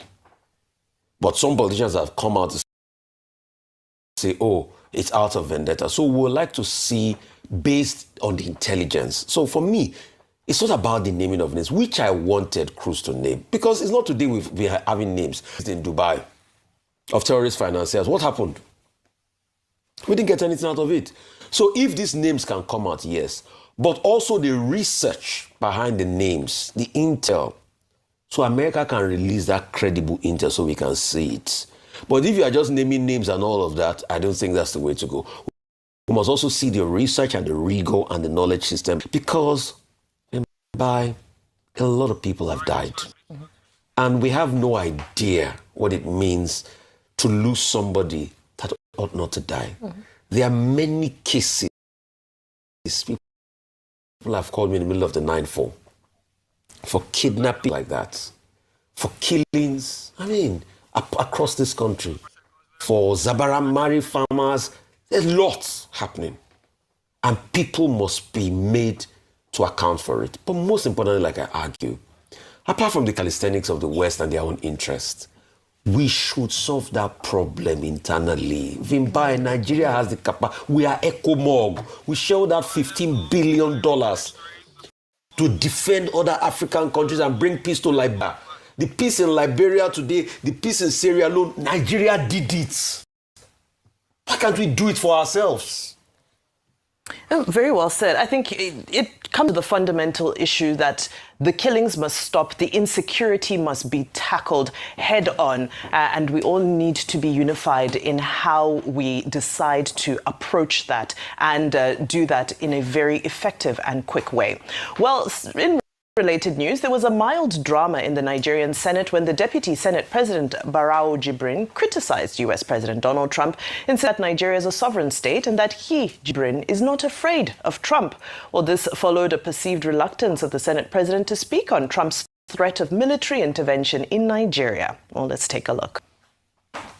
Don't be scared. I can see. I said I'm not scared of Trump. I will say my mind. I'm a Nigerian. Nigeria is a sovereign nation. I'm a parliamentarian. I'm a deputy senate president. I can speak on behalf of Nigeria. I'm not scared of Trump. But do not allow others to speak for you. Don't be scared of Trump. You can say your mind about Trump. Get something. We are a sovereign nation. But get something. Don't allow people to ascribe what you did not say to you. He did wrong, but he didn't say it. That's correct. You didn't say it. Yes. But when what you I'm saying say, is that you shouldn't be scared of saying anything. No. If you want me to say, I will say. But then listen. We're a sovereign nation. We're not scared of Trump. Clark, please delete what the Deputy Senate President has said. He spoke out of tune. You are not hearing what I'm saying. I'm saying this time the Senate President of Nigeria did not answer President Trump, and then that the quotation is meant to cause diplomatic row. It is the presidency that will answer President Trump. Clark, delete those, delete what you wrote. Find out what people had to say on social media. Most people took it in a very laughable way. But let's take a look at Sir Says, I believe is pronounced, who says intense exchange in the Senate highlights tension between defending national sovereignty and managing diplomatic narrative. Akpabio's caution contrasts sharply with Barau's bold stance, a clash of protocol versus principle. That's quite an intelligent take.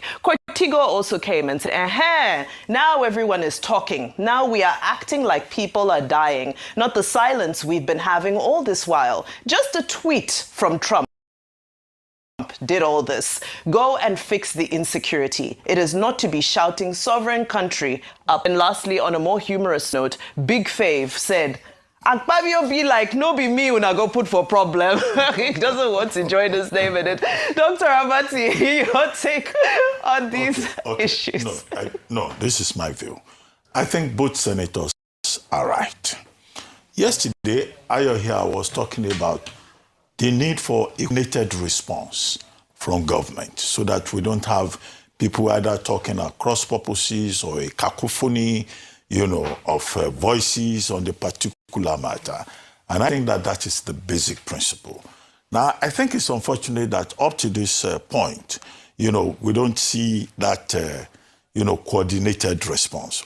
Even if the Nigerian government, through the Minister of Information, through the presidency itself, through also Minister of Foreign Affairs, Minister Yusuf Tuga, have said, look, Nigeria is not a country of religious persecution. What we need is this coordinated response. The second point is that we've also had the advice from people saying need for caution so that it doesn't look like we are, provoking further Mr. Trump, or that we are, being confrontational.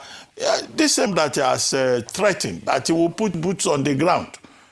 So, there are some people who may want to be However, the lawmakers, whether in the Senate or the House of Representatives, they are represented. And so, in that regard, Senator Jibrin Barau is supposed to say, well, I'm representing the people of a certain constituency. And we do not think that Donald Trump should dictate our sovereignty.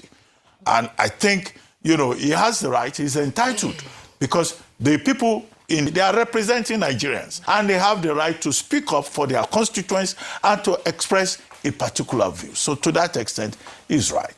The Senate chairman is saying he was quoted in some papers as having said something. And he said, no, he has not said anything. You can now moralize and say, well, the Senate president, who is chairman of, you think he should have an opinion. But if he says, no, we should be cautious. Let the presidency lead the debate. Maybe he's just waiting for the presidency to take certain steps. He may be privy to certain information, and he does not want to use his chair as chairman of the National Assembly to make statements. So to that extent, I would say both men, are right from wherever they are coming from. But the Nigerian people will expect that the representatives of the people, in fact, the National Assembly, as a body, can also take a position and advise the presidency on this matter. But, if caution is, you can see that even the Nigerian government is not confronting Trump directly. Yeah. They are just saying we are willing to cooperate. Whoever wants to work, we will work with them. The advice of the elder, Professor Akinyemi, that President Bola Ahmed Tinubu himself should not confront Trump. So, they have all the intelligence. They are, in the seat. So they will formulate them of response. And probably they are using back channels, something to come in public to say to people. So it's about information that is available from where you are, within the spectrum. Absolutely.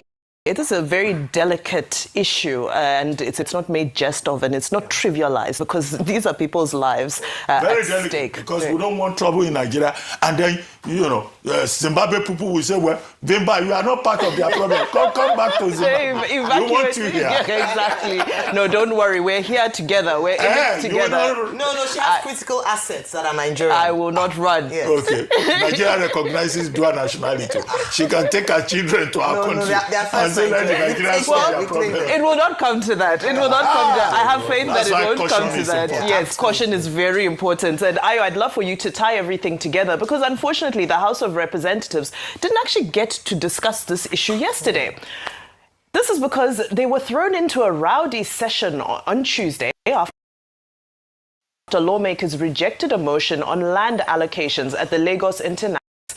Now, an All Progressives Congress lawmaker representing Shomolu had moved a motion on the alleged illegal allocation of federal government lands within the complex. The bickering then began as reps couldn't agree on which committee between Commerce and Public Atta. This is what it looked like. Of the motion, say aye. Those against, say nay. The ayes have it. Those in support of the stand, say aye.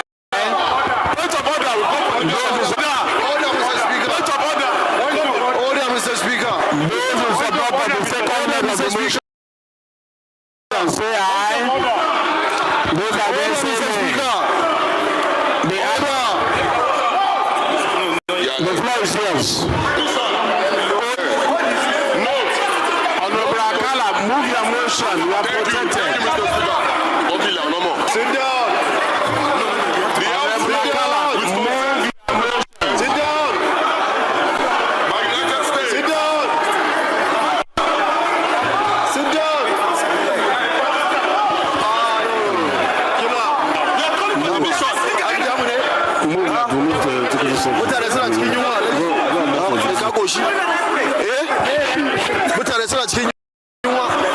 Honorable members, I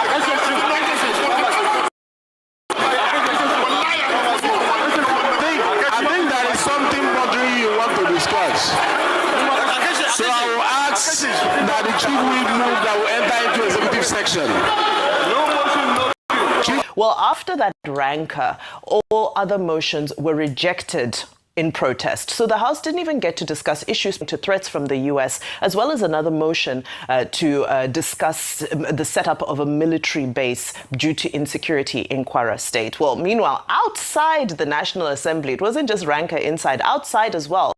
Protesters under the aegis of the All Indigenous Contract Association of Nigeria blocked its main entrance gate over alleged non-payment for completed projects that have long been commissioned by the government. The protesters, who arrived at the assembly complex in large numbers before being stopped at the gate by security personnel, said the federal government had failed repeatedly to keep its commitment to pay them for contracts executed, completed, and handed over. The national president of the association, Jackson Ifeanyi, disclosed that most of the projects owed were actually constituency projects that had already been commissioned. And he added that lawmakers were taking the glory while contractors bore the pain.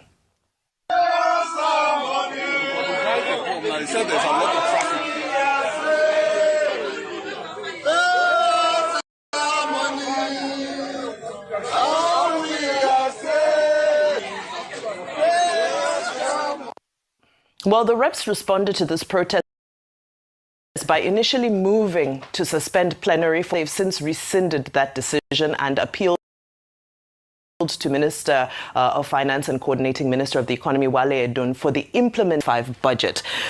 Goodness, a lot of conflict.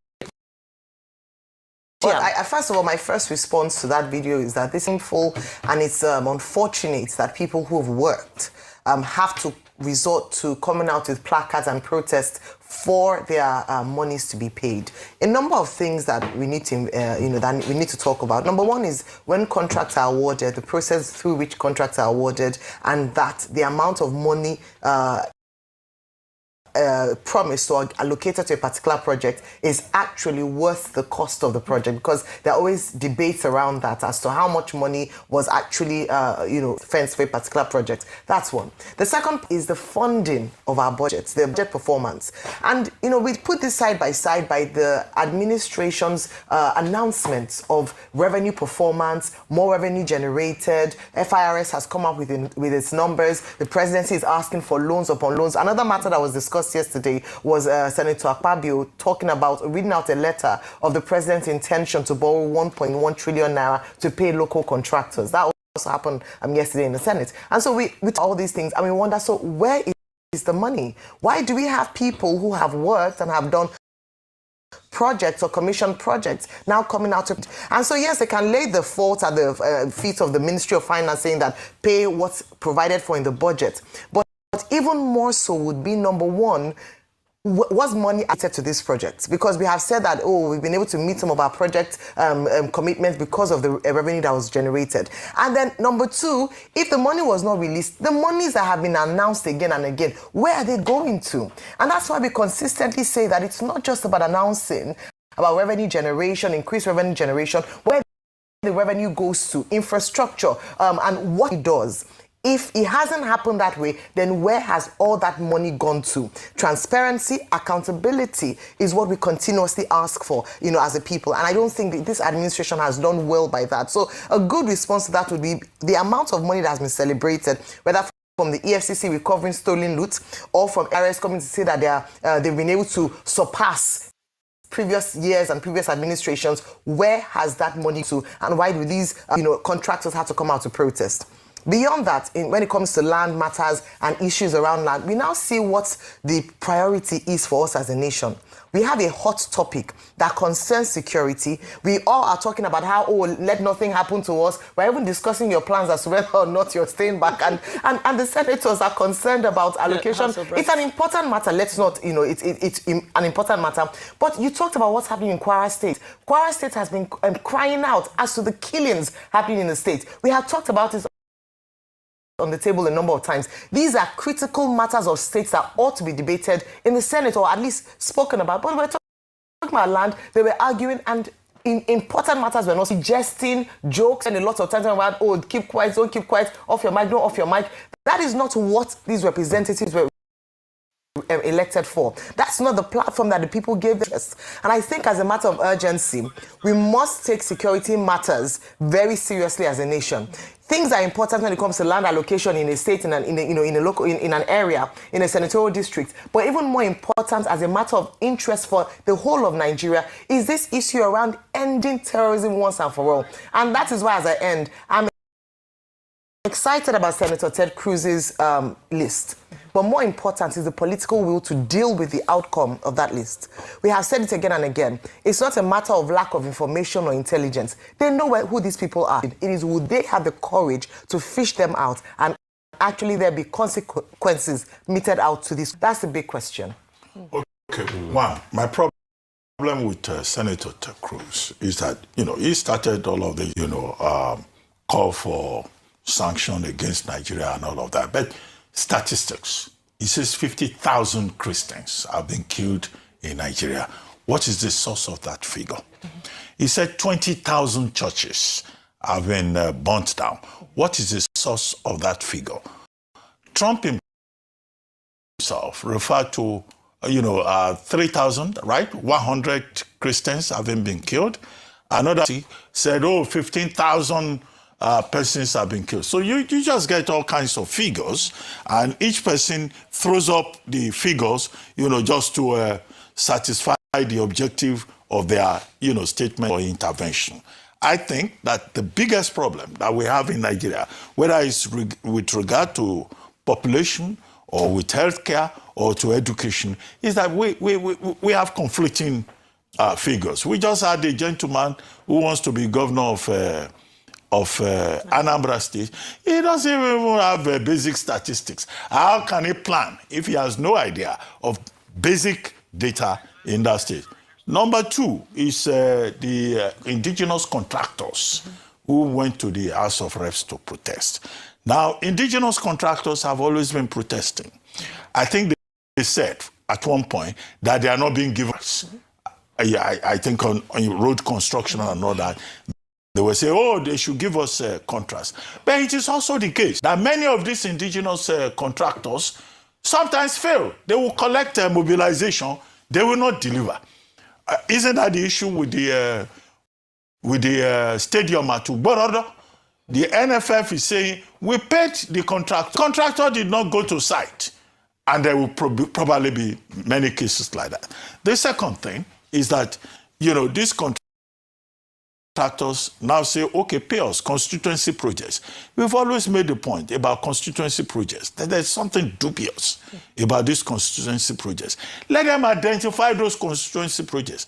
And we want to know the lawmakers that are involved in this. You cannot go and distribute motorcycle and you call it a constituency project. Or as in some people's cases, they will buy is it transformer or electric poles? They will say they are doing constituency project. Number three, I thought earlier on, one of the things we said is that the 1.5 trillion that the presidency is now asking for to address deficit. I thought they said it is to address domestic debt. If our domestic debt may even be higher than some other debts that we have brought up. So we need a lot of transparency. We need details. Because indigenous contractors are also part of them. Yes, absolutely. Absolutely. Very quickly, one sentence. Take Natasha's story and I'll take everything together. Okay, you'll take everything together. All right. Well, we're focusing a lot on lawmakers today. Now we turn our attention to Senator Natasha Akpoti-Uduaghan, who says officials of the Nigerian Immigration Service held her for more than 20 minutes at the Nnamdi Azikiwe International Airport in Abuja, allegedly withholding her international passport and leaving her stranded. A visibly upset Senator Akpoti-Uduaghan went live on Facebook, accusing the president of the Senate, that's God's Akpabio, of directing the Controller General of her travel document and stop her from traveling out of the country. Committed any offense? Why are you withholding my passport? Hello, fellow Nigerians. Good morning. This is Senator Natasha Akpoti-Uduaghan. I haven't completed my celebration of my second year in office. I decided to take a week off. So I'm at the airport here, and my passport is being withheld again.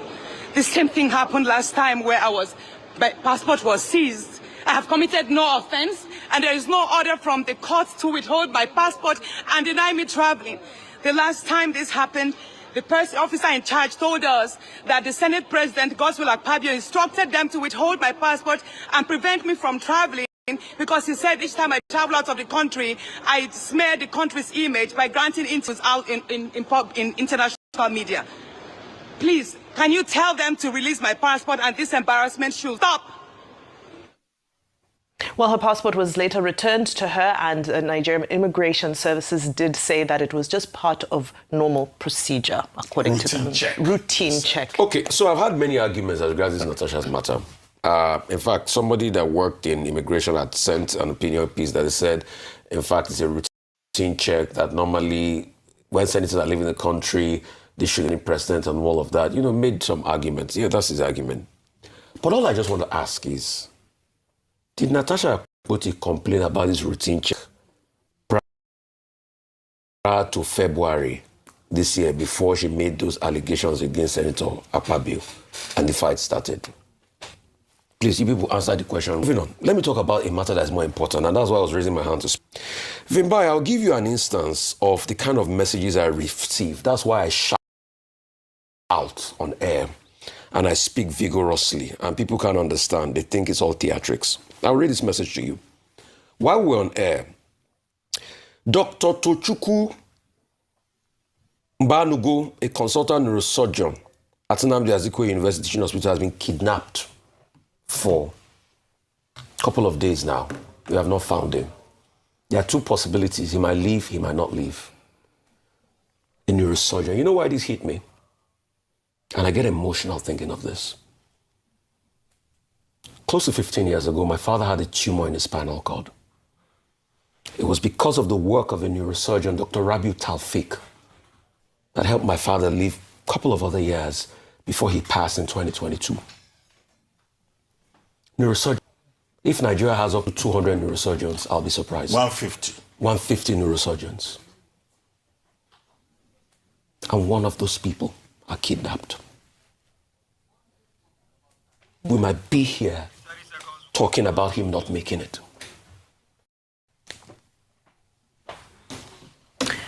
It really hits home, and it's painful to see our House of Reps, our Senate, trivialize it, rancor over other issues when we have this urgent on our agenda at the moment. Ayo, just one comment. I mean, just like what you just said, and that's why we've continued to hammer. But going back to Senator Natasha Akpoti-Uduaghan's situation, I think it's very important that the Senate President and the Senate manages this issue wisely. I'm glad that she said that, a prominent person intervened and her passport was restored to her. But this, must end. This targeting, this, discrimination against her must end. Nigerians are watching. And she said, I think to clear the air, she said the last time it happened, not this time, she had learned that it was the senator had asked her passport to be taken away in that manner. But I'm hoping that we will end this madness. Let them go ahead and concentrate on the issue of important national issues instead of this back and forth. Okay, quickly. I think the matter should be investigated. There's no way in our laws where the Senate President, Chairman of the National Assembly, has the powers to dictate that somebody should be stopped from traveling. Now, maybe the state, security services are the ones who can do that. There's something they call a watch list. Mm-hmm. If you are a person of interest, they can track your movement. When anybody at all, if you are a person of interest, they will check whether your name is on the list. If your name is, they give you back your passport. So sometimes there could be a delay. And that's why I think the PRO of immigration was saying that it didn't take a long time, that the delay was very short. But once they don't see our name in this system, so there is no politically exposed person that they will even ask you, where are you going? What are you going there to do? So that PRO of immigration also said he thinks it's laughable that anybody will say he's a Senate President, that they don't work with the National Assembly. They have their own protocols. So it's important to get that distinction right. However, for purposes of public education, we will say that, look, if there's concerns, should be investigated. Absolutely. Yeah. Absolutely. But if you are politically exposed, they can do checks on you. Yeah. Wherever you are. Wherever you are. I think what's a key takeaway is that we need to see a diffusion, a calming down in this tension, or what seems to be tensions, lingering tension between Senator Natasha Akpoti-Uduaghan and the Senate President. All issues have been resolved now. Everything is behind us. So I hope everybody can move forward in the best interests of nation building. Well, it's now time for our milestones. And on milestones today, we join the nation in mourning the passing of Major General Abdullahi Mohammed, retired, an icon of national security, a chief of staff to ex-presidents Olusegun Obasanjo and Umaru Yar'Adua.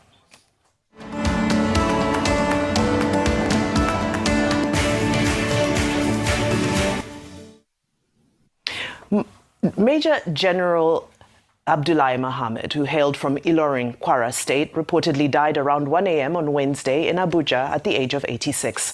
Born in 1939, the late General Mohammed attended the Royal Military Academy, Sandhurst, United Kingdom, and was commissioned into the Nigerian Army in 1958. 2008. He rose through the ranks to become Director of Military and later being appointed as Governor of Benue Plateau State. He also held the position of Director General of the National Security Organization and National Security Advisor before becoming Chief of Staff in the Fourth Republic. We pray that the Lord would grant his soul eternal rest and may he be.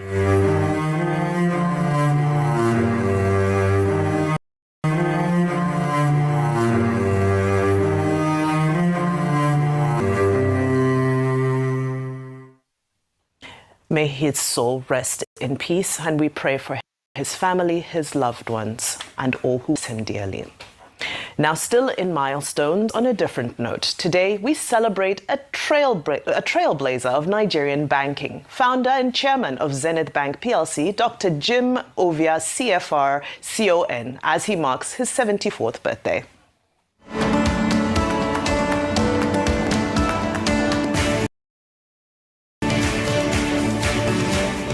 Hailing from Agbo, Delta State, Jim Ovia has made exceptional contributions to Nigeria's financial sector and has pioneered innovations that have redefined banking in Nigeria as we know it. A quintessential entrepreneur, he's empowered countless institutions and individuals and made an indelible mark in both his industry and the nation at large. We celebrate you on your birthday, Dr. Jim Ovia.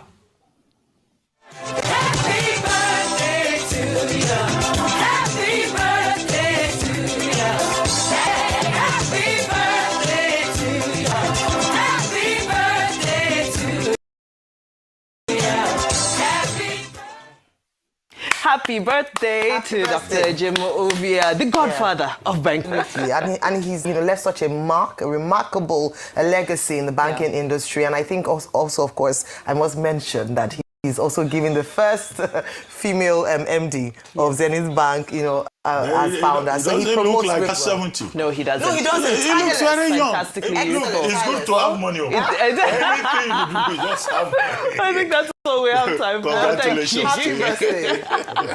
All right. That's all we have time for today. Thank you very much indeed. Bye. And thank you for always supporting Nigeria. Yes.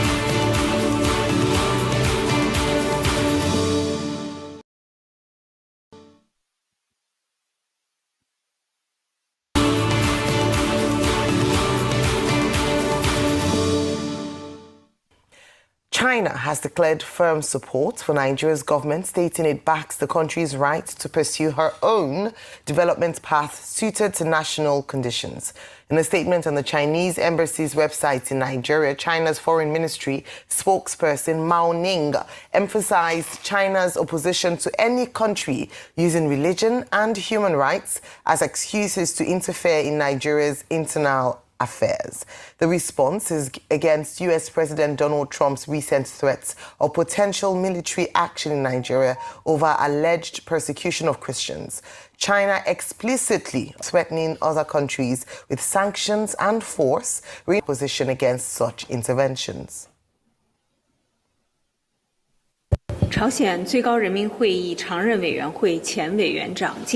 On Trump's threat of military deployment in Nigeria, Mandarin, as Nigeria's comprehensive strategic partner, China supports the Nigerian government in leading its people on the development path suited to its national conditions.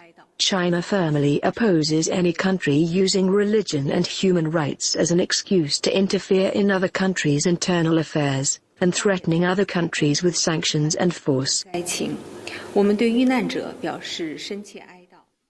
Still on this story, meanwhile, Minister of Information and National Orientation, Mohammed Idris, says calm and is taking the situation very seriously. At a routine consultation with the president at the State House, Idris said government has opened channels of communication with Washington and other reassure them of Nigeria's commitment to protecting citizens and strengthening national security. It's a routine meeting that we always have with Mr. President as Minister of Information. I need to consult with Mr. President from time to time, and this is what we have done. Of course, the issue of the U.S. threat also came up, and we discussed that extensively with Mr. President. Mr. President is calm, is looking at the whole situation, and is looking at ways and means of ensuring that the international community understands. Only last week or 2 weeks ago, Mr. President, in his own desire to rekindle the security architecture of the country, reinvigorated the hierarchy of the armed forces. A new chief of defense staff and other service chiefs were appointed. Now, this is all all the issues that came out of the United States. So that tells you that the president has been working assiduously to ensure that Nigeria is a country that remains safer for all Nigerians to live in. We're looking at all the issues, and we don't want to discussions, but work is ongoing, and we're also open the channels of communication so that the international community will understand what Nigeria and also what we intend to further do to ensure that whatever concerns there are, either domestically here from the international community, are answered. And Nigeria's Minister of Foreign Affairs, Yusuf Tuga, has again dismissed claims by President Trump that the government is involved in religious persecution. Tuga says freedom of worship is guaranteed on the Nigerian Constitution and insists such acts are not supported by government at any level. Nigeria's constitutional commitment to religious freedom and rule of law. All the answers are in there. And this is what guides us. And this is what shows that it's impossible for there to be a religious persecution that can be supported in any way, shape, or form by the government of Nigeria at any level, be it federal, be it regional, be it local. It's impossible. And our laws are there, and all the answers lie in this. And what we are trying to make the world understand is we should not create another Sudan. President Bola Tinubu to the Senate seeking approval for a fresh 1.1 trillion naira borrowing from the domestic debt market to finance the deficit in the 2025 budget. The president's request for approval for fresh borrowing was contained in a letter read yesterday by Senate President Godswill Akpabio during plenary. According to the president, the proposed borrowing was aimed at bridging the funding gap and ensuring function of government programs and projects outlined in the 2025 fiscal plan. In the letter, Tinubu stated that the loan request was in line with the Fiscal Responsibility Act 2007, which mandates National Assembly approval for all new borrowings by the federal government. This comes as the Senate yesterday resolved to conduct a full-scale investigation into the railway project executed under former President Muhammadu Buhari following persistent derailments, vandalism and mechanical failures on the Itakpe rail line. Now to politics. 72 hours after announcing the suspension of the National Secretary and the 3 others and notifying INEC of the decision, there's celebration in the camp of the PDP National Chairman Umar Damagum-led National Working Committee and the Fintiri-led National Convention Organizing Committee. And Oyo State High Court has ordered to go ahead with its elective national convention in Ibadan. Arise News correspondent Mary Chinda reports. The leadership tussle, Nigeria's main opposition party, deepened as a federal high court earlier halted the planned convention, only for a new ruling from the Oyo State High Court, presided over by Justice A.L. Akintola, to clear the event for November 15th and the 16th, 2025. Justice Akintola's order followed a suit filed by aspirant for the position of the Deputy National Organizing Secretary, Folahan Adelabi, who sought clarity on the legality of the convention. The court directed INEC to deploy officials to observe proceedings. Further step towards positioning the party and our upcoming convention.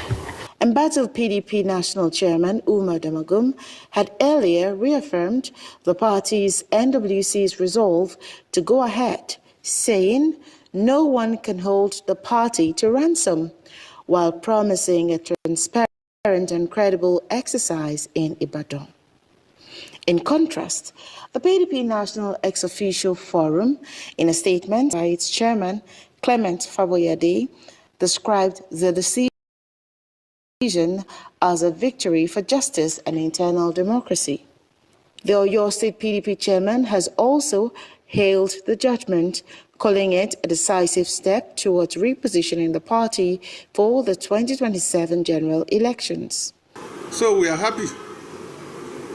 We are happy. And to tell the whole public, the convention, by the special grace of God, will go on as planned. As both factions dig in, a possible parallel convention, a development that could further deepen the party's internal crisis. Mary Chinrai's News. All right. Okay, so stories this morning in Rufai, of course, still dominating the headlines across the nation, and now taking on an international dimension is the response by the Nigerian government to President Trump's threat. Boring by the president approaching the National Assembly, and then the PDP has obtained a court judgment in Ibadan. Your take on this story? I mean, the interesting game in the PDP keeps going on. But you see, I'm taken aback by this borrowing. I thought there was a 1 billion we took recently from World Bank, we say we're going to take, because you see, the borrowing is so much now that you've lost track. I've lost track. There's another 1.15 trillion for budget support. There's another 2.5 trillion, 500 million, 2.5 billion and 500 million for Sukuk and all of that. At the same time, it released a message that I've removed subsidy so that we can make savings, and they're making savings. Secondly, the same government, in one break, they are breaking records with revenue. So why are we borrowing? See, I'm sorry, with my little knowledge about things, you can correct me if I'm wrong. High revenue is supposed to be able to cover your nascent costs. So if you are raising the revenue and we are borrowing heavily, take for instance the case of the Eurobond we needed to pay up. We decided to take loans to be able to clear up a Eurobond, but we have reserves.